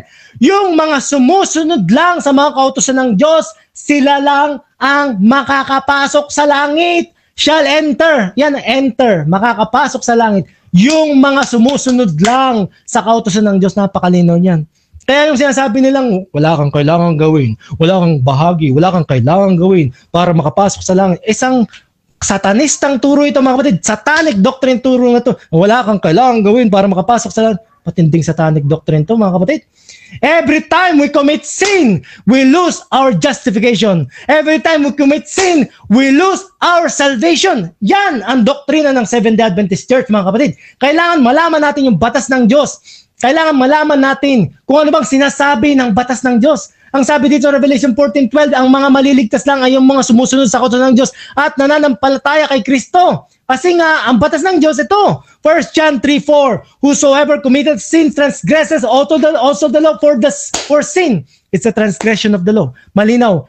Ang kahulugan ng kasalanan ay yung paglabag sa kautusan ng Diyos. Ngayon, kung ang kahulugan ng kasalanan ay paglabag sa kautusan ng Diyos, ano naman ang parusa? Ang parusa, ang nakalagay dito, Romans 6:23. For the wages of sin is death. Anong klaseng kamatayan? Ito ba kapag nilibing ka sa sementeryo? Hindi, mga kapatid. Bagamat isa yon, bahagi yon ng kaparusahan, pero hindi yun yung ultimate na kaparusahan. Ano yung ultimate na kaparusahan? Ito po nakalagay sa Revelation 21:8.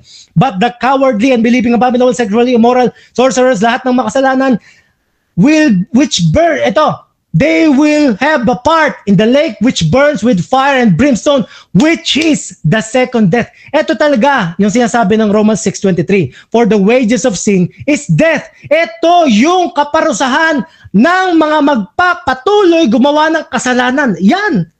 Hindi yung habang gumagawa ka ng kasalanan, maliligtas ka pa rin. Matindi. habang gumagawa ka ng kasalanan, hindi ka ligtas. Kasi nga, habang gumagawa ka ng kasalanan, ikaw ay may sintensya ng dagat-dagatang apoy. Yan ang katotohanan. Kasi nga, ang punishment for sin is death, lake of fire. Ngayon, anong solusyon? Kailangan natin mag-confess. Kung gusto nating maligtas o makaiwas dyan sa dagat-dagatang apoy, anong kailangan natin gawin? 1 John 1:9. If we confess our sins, Jesus is faithful and just to forgive us our sins and to cleanse us from all unrighteousness. Repent, confess, accept Jesus.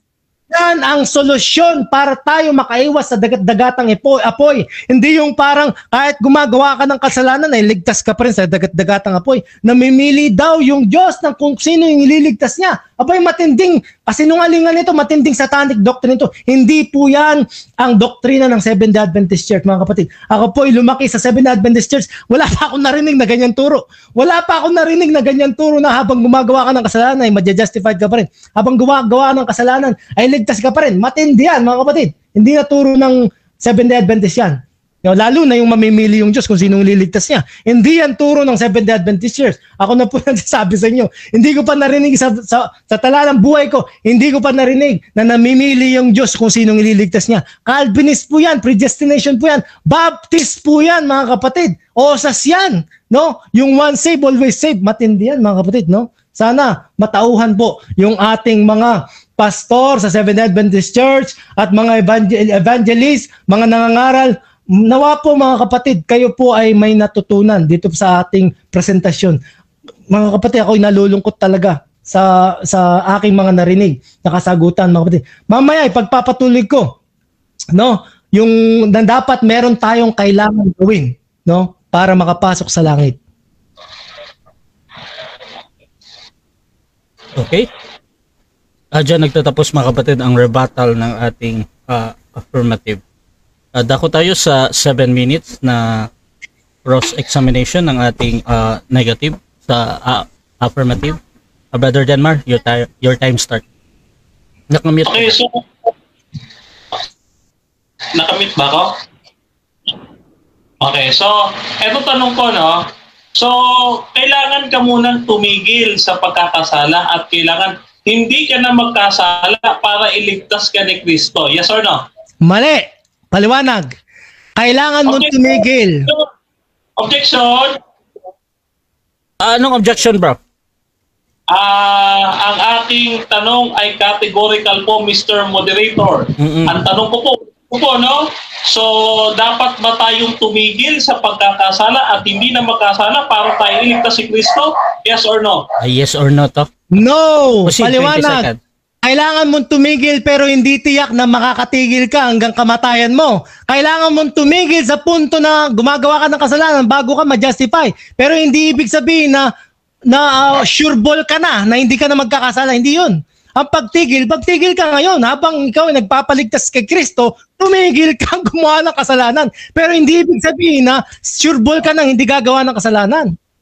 Sa madaling salita, yung hindi pa sure ball na hindi gumagawa ng kasalanan at minsan ay nagpapatuloy pa rin sa paggawa ng kasalanan, maliligtas ba? Yes or no? Hindi maliligtas. No, hindi maliligtas ang gumagawa ng kasalanan. Habang gumagawa ka ng kasalanan, meron kang sentensya ng dagat-dagatang apoy. Walang kaligtasan habang gumagawa ng kasalanan. The moment na gumawa ka ng kasalanan, ikaw ay sentensyado sa dagat-dagatang apoy. Hindi ka maliligtas, walang kaligtasan sa paggawa ng kasalanan. Ano ba talaga, Brother Leonard, ang tamang sagot? Kailangan hindi ka na gumawa ng kasalanan para maligtas o hindi pa rin sureball na gumagawa ng kasalanan pero ligtas? Alin doon sa dalawang binanggit ko ang tama? 10 seconds. Kailangan mong tumigil sa paggawa ng kasalanan mo. Kunwari, ikaw ay magnanakaw kahapon. Abay, tumigil ka na magnakaw kung ikaw magpapaligtas sa Panginoon. Kapag ikaw ay naligtas ng Panginoon, meron ka pa ring tendency to sin. Meron ka pa ring tendency kasi nga meron ka pang sinful nature. Meron ka pang tendency to sin, prone to sin. Hindi ibig sabihin pag tinanggap mo si Kristo ay meron ka ng immunity na hindi ka na magkakasala. Okay. Next question. Nasaan mo tumigil sa kasalanan? Kung titigil na sa kasalanan at mayroon pa rin concupiscence, o yung probability na magkasala, yun ba'y matatawag tumigil talaga sa pagkakasala? Yes or no? Of course! Ang sabi nga ng Panginoon, kung ikaw ay nananatili kay Kristo, ikaw ay tumigil na sa pagkakasala. Tanong ko sa iyo, ikaw ba ay nanatili na kay Kristo kahit minsan sa buhay mo? Malamang nanatili ka na. Lahat ng Seventh-day Adventists magsasabi, kahit minsan sa buhay nila, nanatili sila kay Kristo. Kaya nga ang sabi ng Bible, whoever abides in Him does not sin. Ibig sabihin, lahat ng nananatili kay Kristo, hindi nagkakasala. The moment na nananatili kay Kristo, hindi ka na nagkakasala. Next question. So tumigil ka sa kasalanan pero may possibility ka pa ring magkasala. Nung dahil may possibility, nagkasala ulit siya. Tanong, ligtas na ba yun o hindi? The moment, kaya nga sabi ko, paulit-ulit nga Brother Derman. The moment, every time na gumawa ka ng kasalanan, hindi ka ligtas. Dahil nga, sentensyado ka, the moment na gumawa ka ng kasalanan, ikaw ay masasentensyahan, sin is a transgression of the law. Kaya nga, the wages of sin is death. Anong klaseng death? Yung sementeryo? Hindi. Dagatang apoy. Ikaw ay hindi ligtas kapag ikaw ay gumagawa ng kasalanan.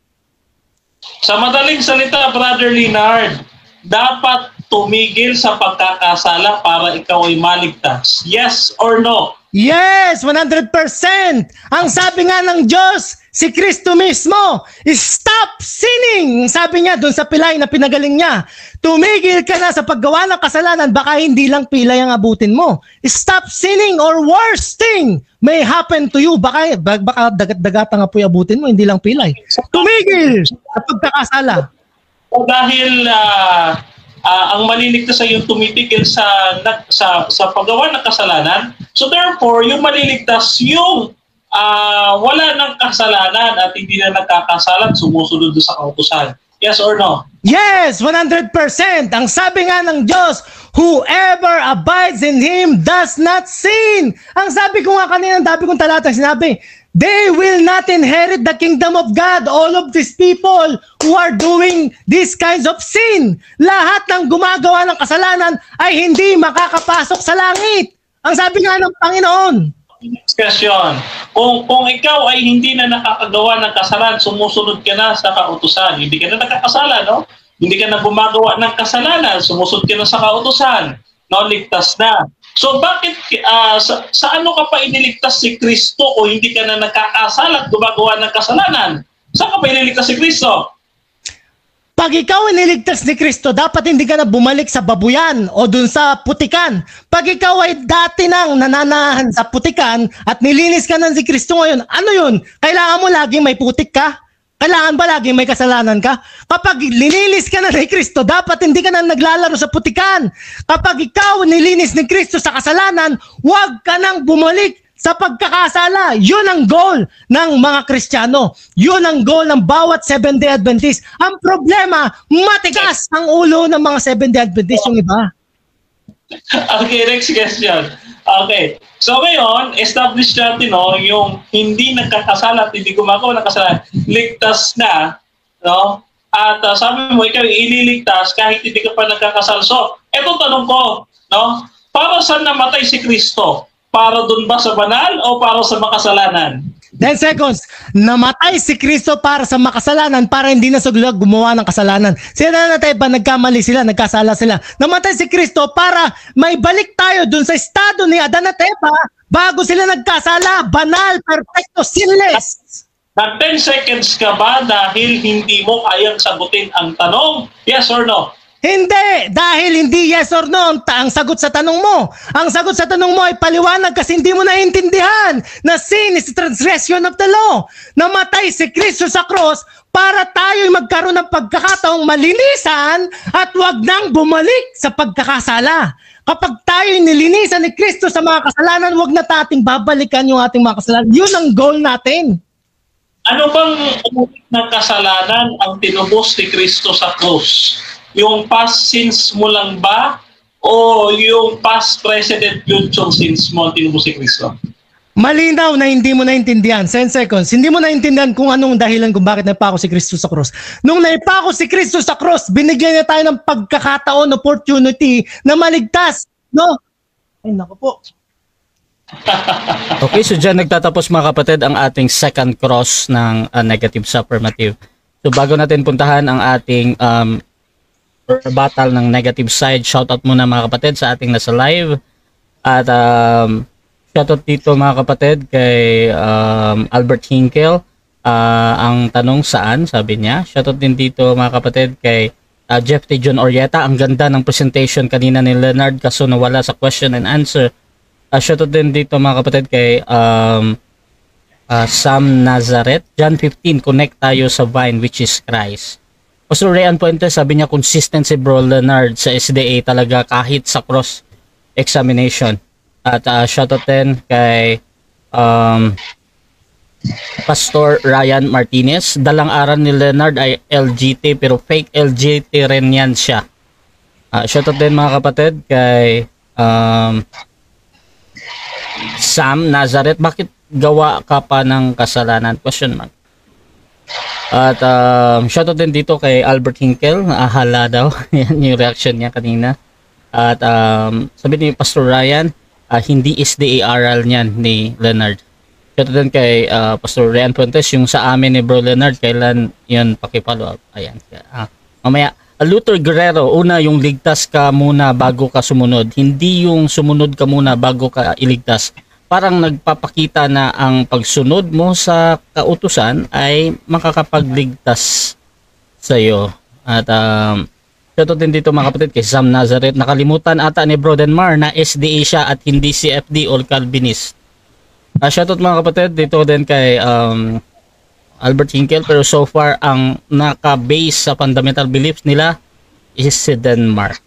At shoutout din dito Pastor Rayan, lumalabas sa aral ni Denmark, naging hindi pwedeng banggitin ang Diyos niya, mantakin mo, nag-utos ang Diyos sa Biblia na mag-repent at mag-believe sa mga tao tapos di pala makapag-repent at di makabilive.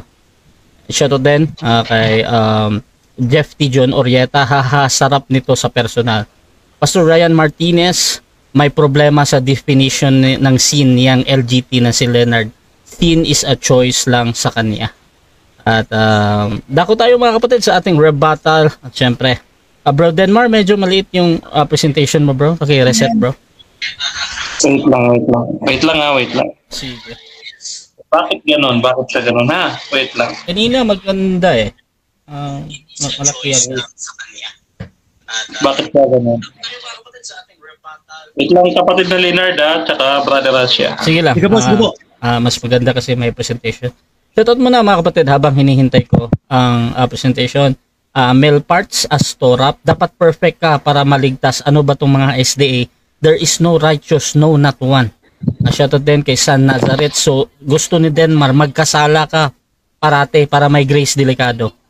Roel, paghunasan, mali si Leonard. Ang justification ay hindi base sa pagsunod sa kautusan. Ang justification ay gawain ng Diyos, hindi nakabase sa pagsunod. Ayan, medyo hindi ito. Maliit pa rin yan. Maliit pa rin. Baka ano bro, baka mag-reconnect ka something, baka makatulong mas mabilis. Try mo nga. Sige, babalik ako ha, babalik. Sige bro. Habang nagsha-shoutout pa din kami dito. Ayan. Shoutout mga kapatid sa ating nasa live ha. At again sa mga bagong pasok dyan sa ating live, ang topic ngayon ay patungkol dito mga kapatid sa satanic, ang doctrine na wala kang bahagi o kailang gawin para makapasok sa langit. Brother Leonard mga kapatid ng Seventh-day Adventist sa group ng LGT o Last Generation Theology. At negative naman din si Denmar Santiago ng SDA ng ayon sa nasusulat ministry mga kapatid. Try natin kung maganda. Please share yung ating live streaming mga kapatid sa mga gustong meron pang gustong makanood nito, mga ganitong content mga kapatid. At you can tag also your friends dito sa ating usapan mga kapatid. Napakaganda. I think ang ating mga audience ay medyo nagulat mga kapatid dito sa mga binibigay ng ating mga kapatid dito. Meron tayong almost 100 mga kapatid na 200 comments, mga kapatid. Meron tayong 19 shares dito. Ano kaya ito? Nakapagilid pa rin. Yan. Malaki na. Yan. Ganyan lang. Ano ko muna. Sige. Ano mo muna. Yan, malaki. Sige. So, wait lang ha. Hintay ko muna yung yun.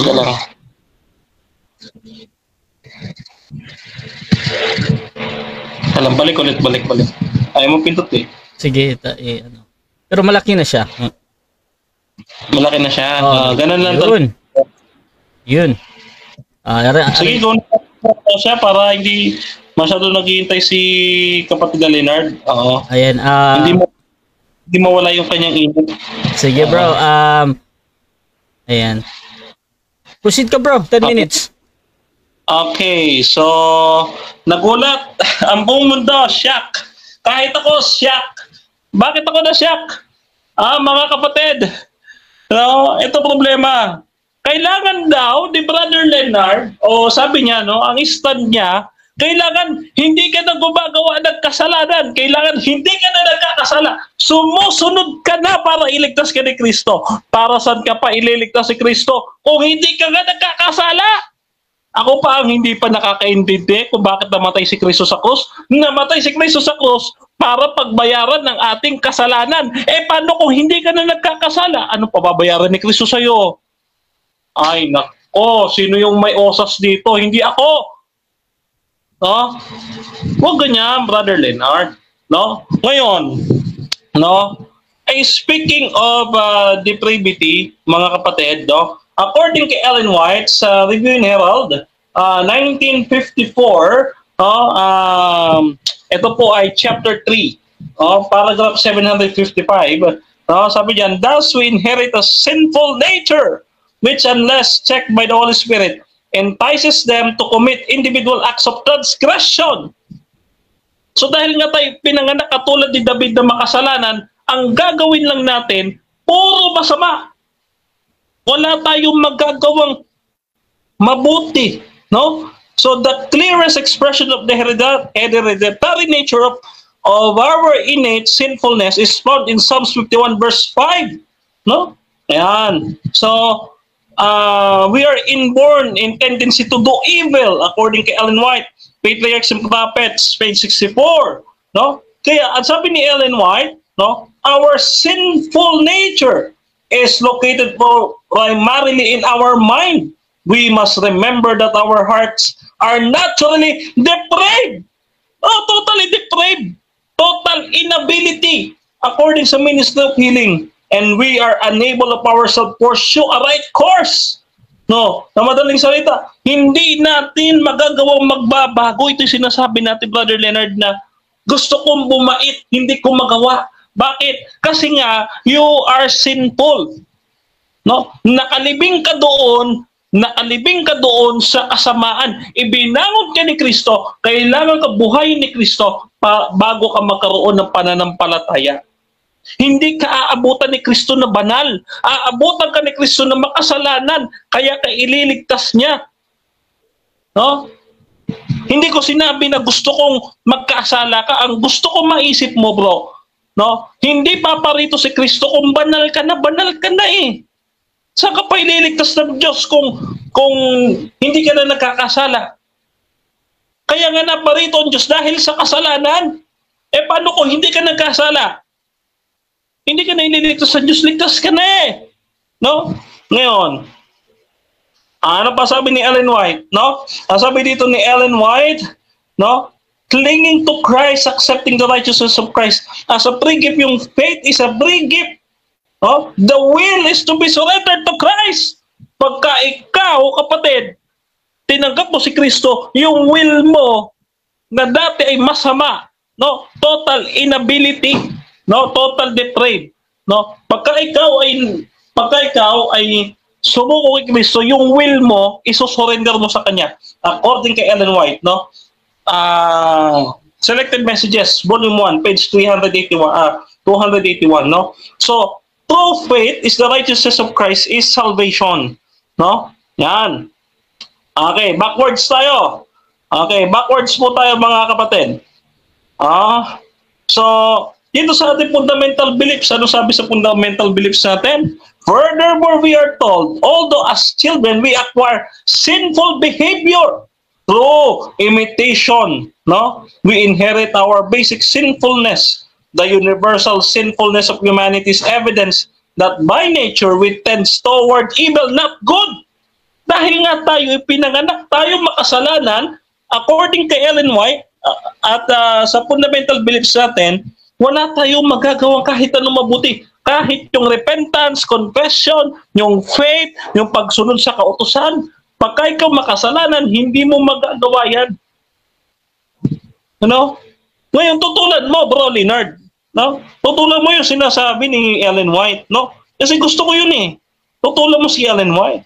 Kaya, ang sabi dito, ni Ellen White sa Review and Herald, no, 1881, January 4, we must remember that our hearts are naturally depraved and we are unable of ourselves to pursue a right course. Naturally depraved, inability, hindi tayo makakagawa, hindi tayo makapagbabago unless tayo'y buhayin muli ng Panginoon. No? Kaya sabi ni Ellen White, it is impossible for us. Impossible! Hindi pwede, no, of ourselves to escape from the pit of sin in which we are sunken. Ikaw ay nakalibing doon. Ano sabi? Our hearts are evil, yung ating puso, and we cannot change them. Tapos sasabihin mo, repent. Saan magagaling yung repentance? Saan magagaling yung confession? You are evil.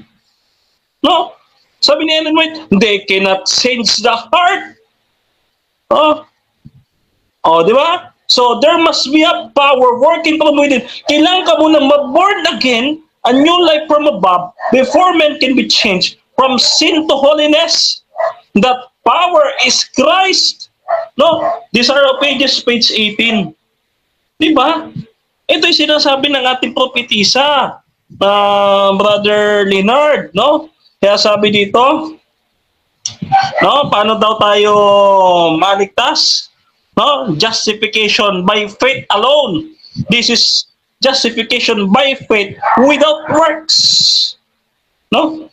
Walang makapagliligtas sa atin. Kahit yung human effort natin hindi makapagliligtas. Kaya ano ang sabi ni Ellen White, Brother Leonard? May magagawa ba tayo sa ang ating title? Ang ating title ng debating ito, may gagawin ba ang tao para makapasok sa langit? Ano sagot ni Ellen White? Faith and Works, page 26. Ano sabi? We can do nothing! Ano ba ibig sabihin ng we can do nothing? Absolutely nothing! May gagawin ka ba? Wala. No? We can do nothing. Tagalogin ko na lang para makintindi yung ating mga nanonood, no? Ano ibig sabihin? Wala tayong gagawin. Absolutely wala. Walang-wala. No? So to commend ourselves to divine favor, we must trust at all to ourselves, nor to our good works. But when in erring sinful beings we come to Christ, we may find rest in His love. God will accept everyone that comes to Him, trusting wholly to the merits of a crucified Savior. No? Ano sabi ni Ellen White? May gagawin ba? Wala. Kung pinatutunayan dito ni Brother Leonard na satanic doctrine ito, well, this is a satanic doctrine for you. No? Yung sulat ni Ellen White, this is satanic for you. Mamaya, sasabihin ko sa ito, bro. Ano sabi ni Ellen White? We cannot do nothing. Absolutely nothing. Walang gagawin. May gagawin ba? Wala. Kaya sabi ni Ellen White, we must not trust to all, to ourselves, nor to our good works. Bakit? Good works will not save. Kita mo? Kaya may gagawin ba? Wala. No, sabi ni Ellen White, wala kang gagawin. No? we cannot do nothing, absolutely nothing. No? Kaya, ngayon, napapatunayan po natin, no? Ang pananampalatayang Adventist, sabi niya, wala pa daw siya naririnig. Ngayon narinig mo na. Basahin mo na yung sulat ni Ellen White. No? Faith and Works, page 26. No? We cannot do nothing. Wala tayong magagawa. No? Bakit wala tayong magagawa? No? Ang sabi ni Job, John 14 verse 4, no? Ano sabi ni Job? Who can bring a clean thing out of unclean? You are sinful. Tapos baka pagsisisi ka? No! We cannot do nothing. Wala tayong magagawa. No? Wala nga eh. Oh, di ba? Wala tayong magagawa. Sabi ni Ellen White, naturally depraved. No? Di ba? So dito po napapatunayan natin, mga kapatid, na ang ito, no? Uulitin ko lang yung sinabi ni Ellen White, no? Ayan, no? So Review and Herald 1881, January 4, we must remember that our hearts are naturally depraved and we are unable of ourselves to pursue a right course. This is a total inability, no, or total depravity, no, na hindi magagawa ng tao makapagbago unless buhayin muna siya ng Panginoon, mabigyan siya ng pananampalataya, doon pa lang siya magbabago.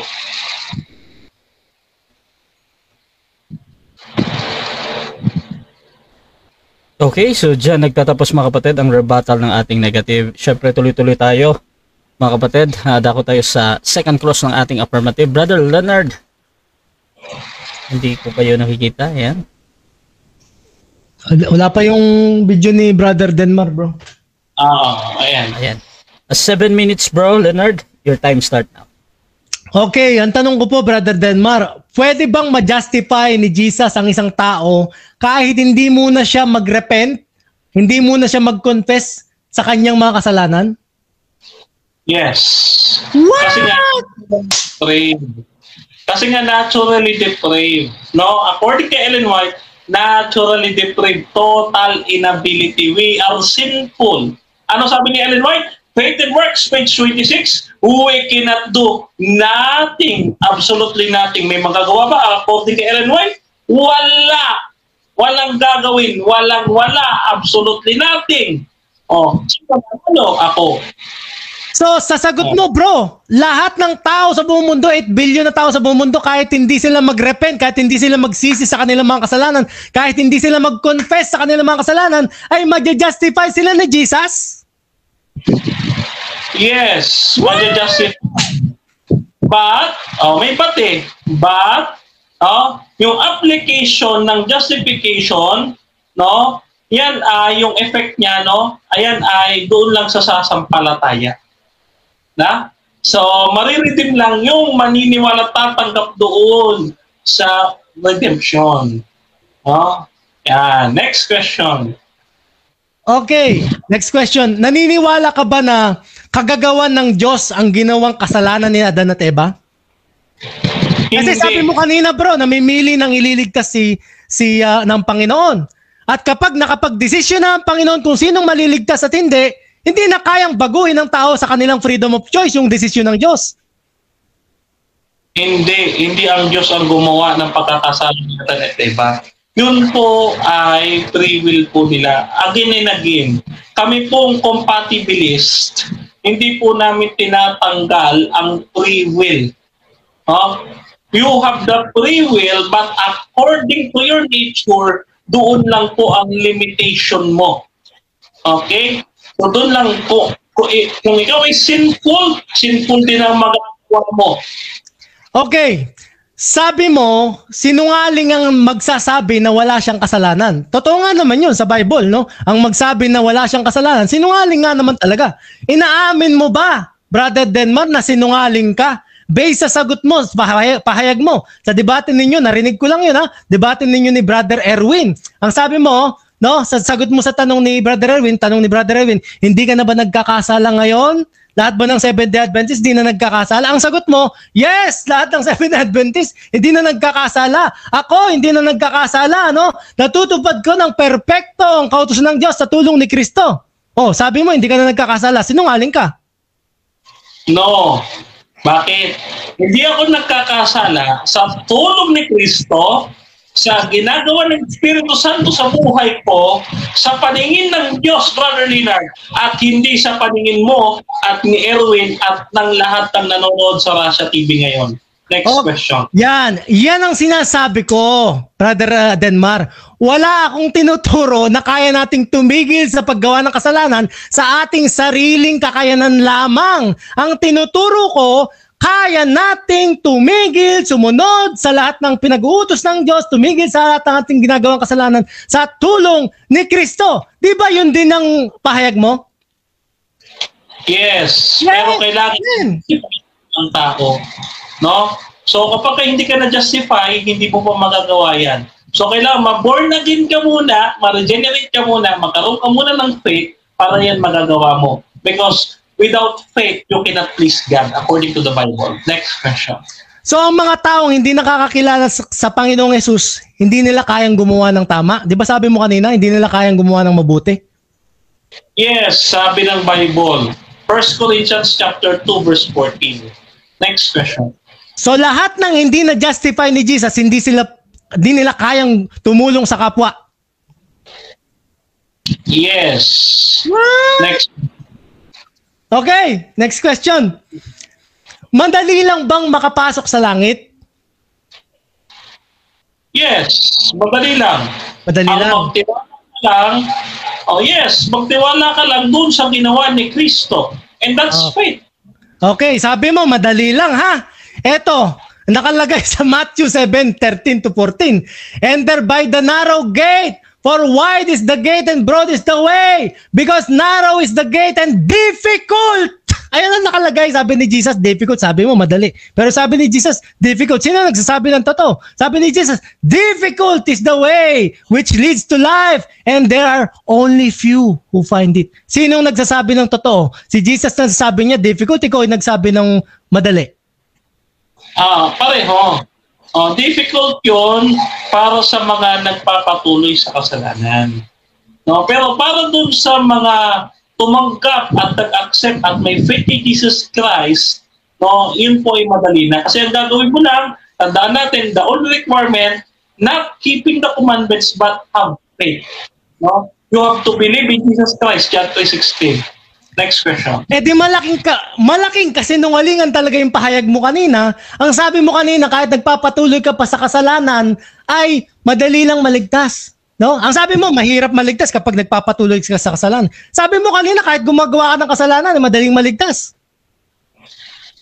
Ano ba talaga? Hindi. Mahirap makapasok sa langit yung nagpapatuloy sa kasalanan. Yun na nga.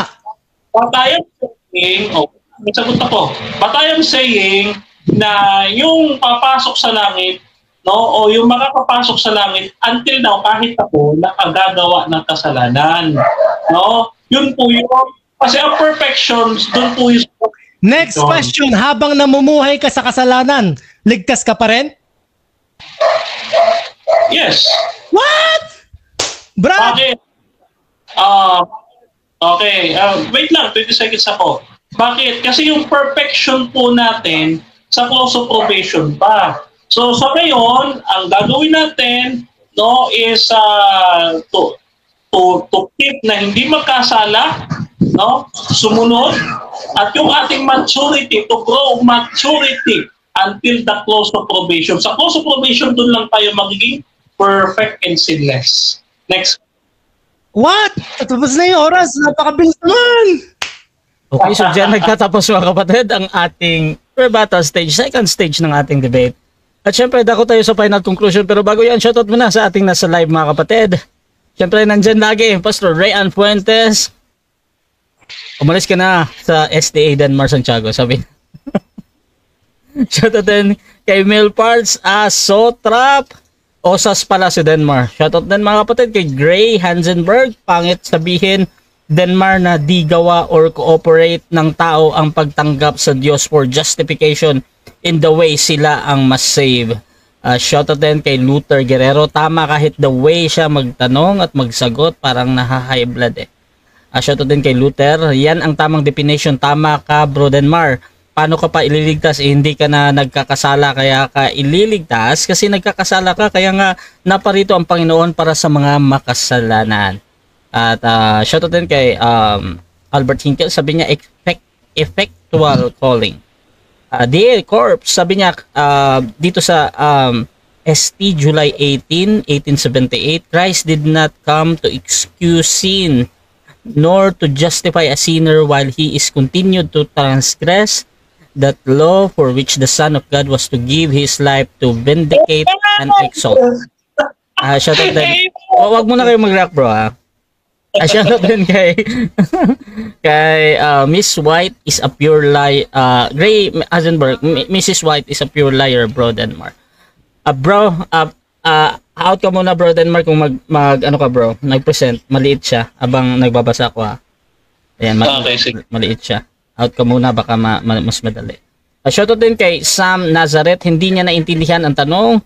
At Pastor Rayan Puentes, ayan na naman ang what sa cross-examination.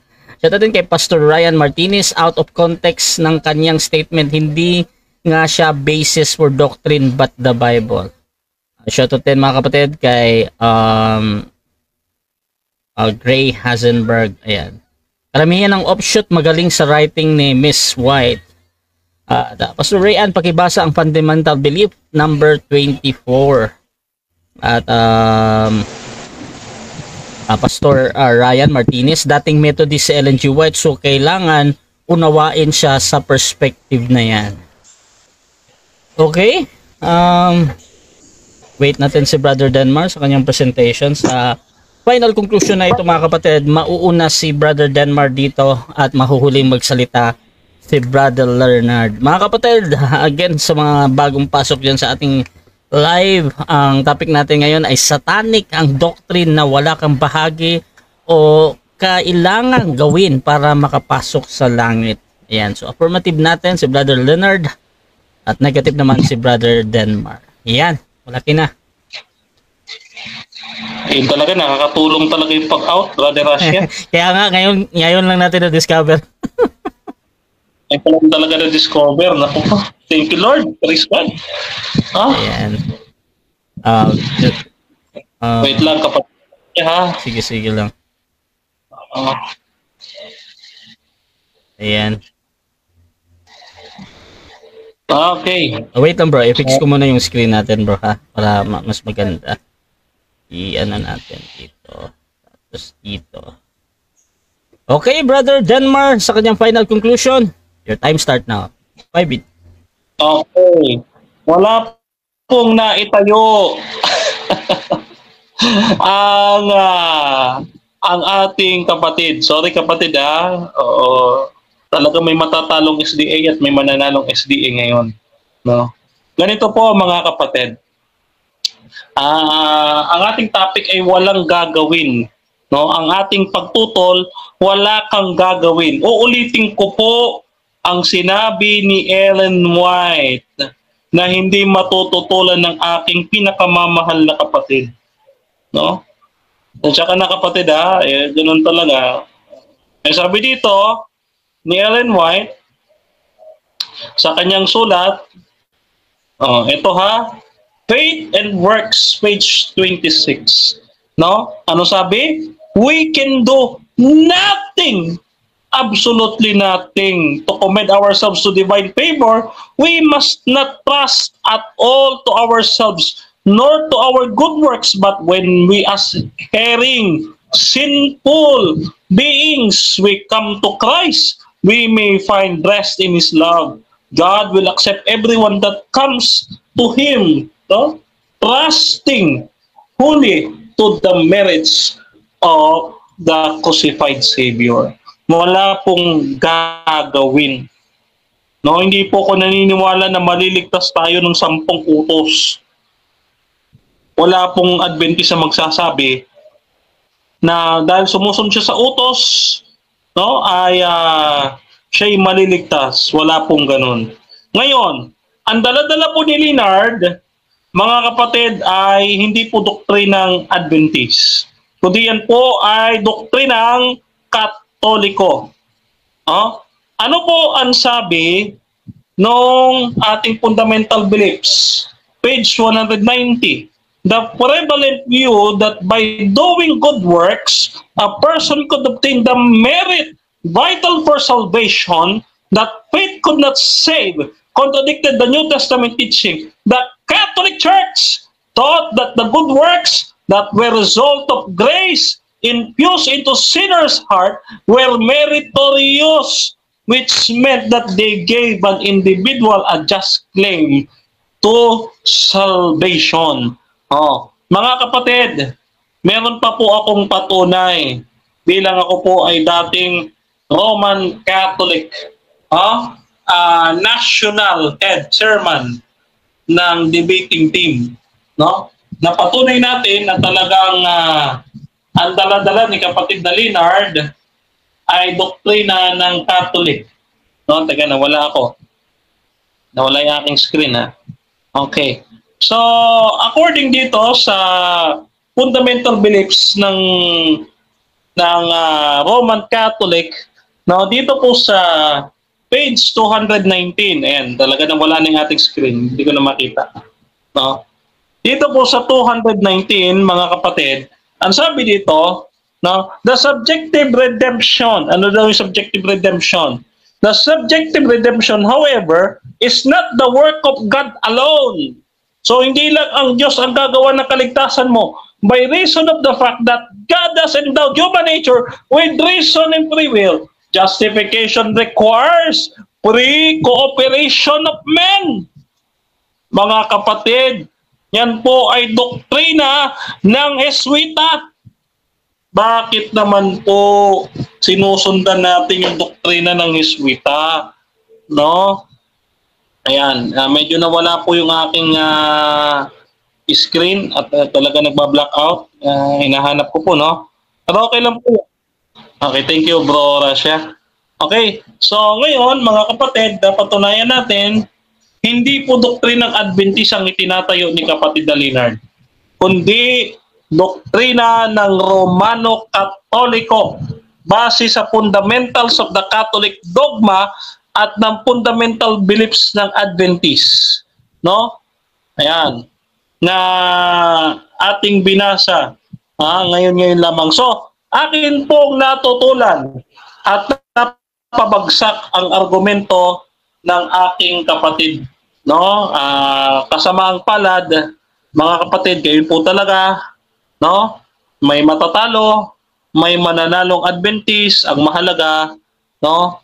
Ang nanalo ay ang ating Panginoong Diyos, no? So sa gabing ito, mga kapatid, ako po ay hindi po against kay Brother Leonard. Pero patuloy po kami na mag-aaral pa po, mga kapatid. Kaya kung mayroon mang... Okay, thank you, Brother Rasha. Okay, so dyan nagtatapos ang final conclusion ng ating negative. At syempre, dako tayo sa final conclusion din ng ating affirmative. At set ko lang yung kanyang screen para medyo... Ayan.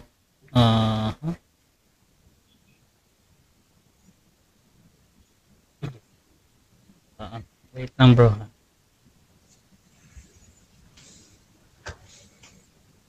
Okay, mga kapatid. Set na natin ng maganda ang screen. Okay, Brother Leonard. Your time start now, bro. Okay, mga kapatid, punta po tayo sa Biblia kasi mas katiwa-tiwala yung Biblia, no po mga kapatid. Pero pupunta rin tayo kay Ellen G. White at sa 28 Fundamental Beliefs ng Seventh-day Adventist Church. Mag-umpisa tayo sa Bible, mga kapatid. Ito po ay doktrina ng Biblia, mga kapatid. Lahat ng buong mundo na Kristiyano naniniwala sa Biblia. Ito po yung sinasabi ng Biblia. James 2:24. You see that a person is not considered righteous by what they do and not by faith alone. By what they do, sorry. You see that a person is considered righteous by what they do. Okay? By what they do. And not by faith alone. Not by faith alone. Pangalandaan kaya natin to. Not by faith alone. Not by faith alone. Nakalagay po yan sa Bible, mga kapatid, no? New International Version. mga kapatid. No? Not by faith alone. Not by faith alone. Not by faith alone. No? You see that a person is considered righteous by what they do. By what they do. And not by faith alone. Mga kapatid, napakalinaw niyan. Malinaw pa sa sikat ng araw. James 2:20. But do you want to know, all of you who are foolish, lahat ng naniniwala sa doktrina na wala kang gagawin para makapasok sa langit, sabi diyan, foolish daw kayo. Ang sabi ng Bible. You, who foolish man, oh foolish man, that faith without works is dead. Patay na pananampalataya ang walang gawa, mga kapatid. James 2:20, faith without works is dead. Ano pang klaseng paliwanag kailangan dyan? Anong kailangan nating pananampalataya? Di alive. Dead nga patay Malamang alive kailangan natin. Paano natin gagawin? Pabaligtarin natin yung without. Kabaligtaran ng without ay with. Faith with works is alive. Yan ang pananampalatayang kailangan ng tao. Faith with works, mga kapatid. James 2:20, a genuine faith is in Jesus is faith with works, mga kapatid. James 2:20, 21 to 24. Was not Abraham our father justified by works when he offered Isaac his son on the altar? Do you see that faith was working together with his works? With his works, with his works, with his work, with his works. And by works, by works, by works, by works, by works. Faith was made perfect, perfect, perfect, perfect. Mga kapatid, anong klaseng paliwanag pa kailangan diyan? No? Napakalinaw po yan, mga kapatid. Punta naman tayo sa 28 fundamental beliefs. Ang sabi diyan sa page 138, page 138, Seventh-day Adventist belief, we cannot be justified without our human effort. Ayan, nakalagay sa araw. The Apostle James warned about another incorrect understanding of justification by faith. That one can be justified by faith without manifesting corresponding works. He showed that genuine faith cannot exist without works. Without works, mga kapatid, no? Kapag walang works, ang ating pananampalataya, yan ay patay. Mga kapatid, hindi yan ang pananampalatayang Seventh-day Adventist. Kailangan natin ng divine help plus human effort, mga kapatid. Chapter 10, the experience of salvation, mga kapatid. Ang sabi dyan, led by the Holy Spirit. Ito yung divine help. We sense, hindi si Jesus we sense our need. Acknowledge our sinfulness. Repent tayo sa tulong ni Kristo. Repent our transgressions and exercise faith. Sino mag-exercise? Tayo sa tulong ni Kristo. Exercise faith in Jesus and Savior and Lord, substitute and example. Ayan pa. Sanctification through the Spirit. Ayan. We are given the power to live a holy life. Yan. Sa tulong ni Kristo, tayo ay magiging banal, mga kapatid. Ang sabi ba dito, gustong-gusto mo si Ellen G. White, mas magaling ako dyan. Ellen G. White, Letters and Manuscript, Volume 19. If you continue in sin, you never can enter the kingdom of God. Kaya kasinungalingan sinasabi ni Brother Dedmar, na kapag ikaw kahit nagpapatuloy ka sa kasalanan, ligtas ka pa rin. Kasinungalingan, satanic doctrine. Ito pa, in order to let Jesus into our hearts, we must stop sinning. Napakalinaw niyan, mga kapatid. Ito pa, matindi. God works and man works. Ellen G. White yan, mga kapatid. Ellen G. White yan, The Acts of the Apostles, page 482. Ellen G. White, sabi niya, God works and man works, mga kapatid. Napakatindi yan. Cooperation ang kailangan, mga kapatid, para maligtas. Okay. So dyan nagtatapos, mga kapatid, ang ating debate between Brother Leonard and Brother Denmar Santiago, mga kapatid. At before natin i-end yung ating live, syempre gusto ko muna silang bigyan ng time. Magpasalamat sa ating mga audience. At unahin natin si Brother Leonard. Bro, salamat ko muna, bro.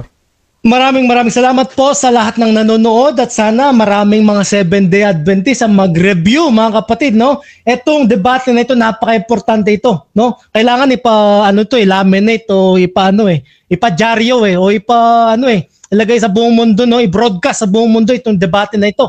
Kasi napakatinding kasinungalingan, doktrina ni Satanas ang ating mga narinig sa kabilang panig, mga kapatid, no? Wala akong personal na atake kay Brother Derma, yung aking inaatake, yung kanyang matinding satanic doctrine, mga kapatid, no? Sa maraming salamat po, no, sa lahat. So, pagpalain po tayo ng Panginoon. Maraming salamat, Brother Derman. Maraming salamat, Brother Rasha, no? Sana sa ulitin, no? Magkaroon pa tayo ng ganitong debate. Maraming salamat sa lahat ng nanonood. God bless sa ating lahat.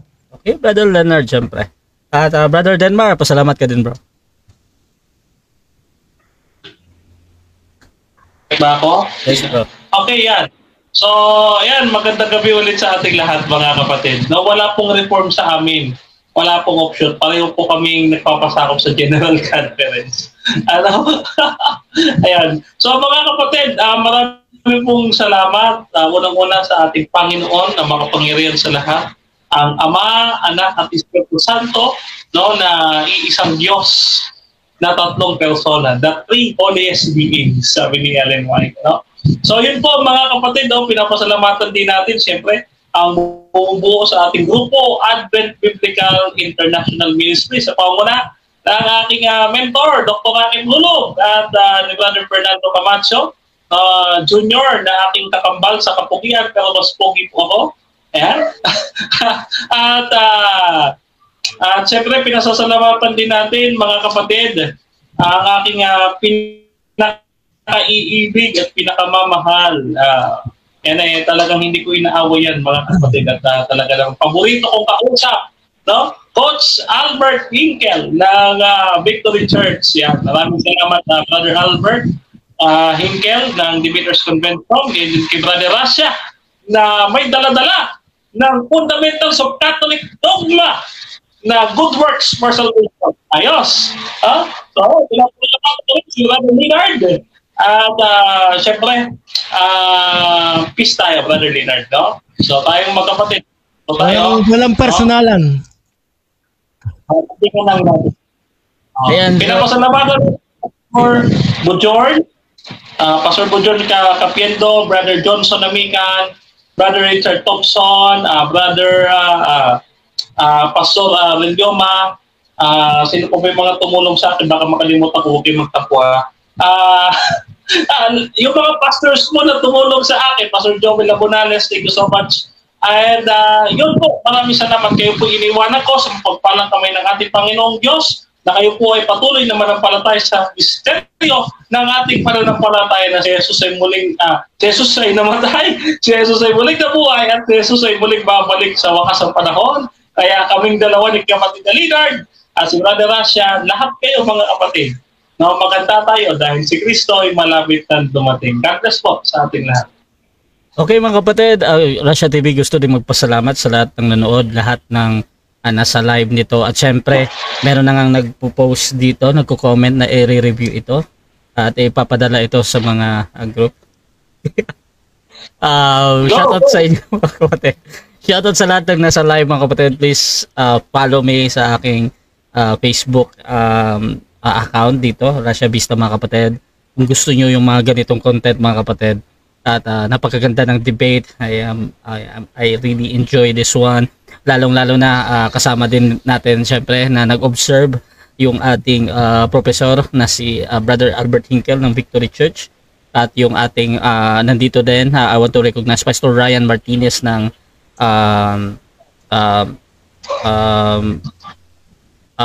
College of Theology Adventist, mga kapatid. At shoutout din, mga kapatid, kay Pastor Rayan Fuentes na talagang nandyan lagi, Brother Erwin de la Cruz, at sa lahat ng mga naghahamon, mga kapatid, pwede nyo akong i-PM upang pwede may padala natin sa ating mga nasa speaker ngayon. So at yun, this is Admin Rasha ng Rasha TV, and we're out.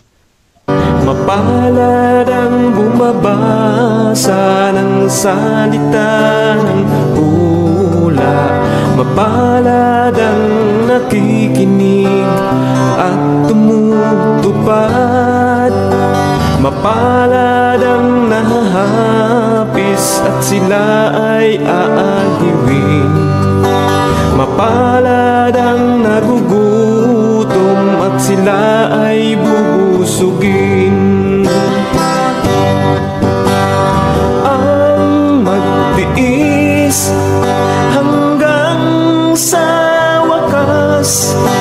sila lamang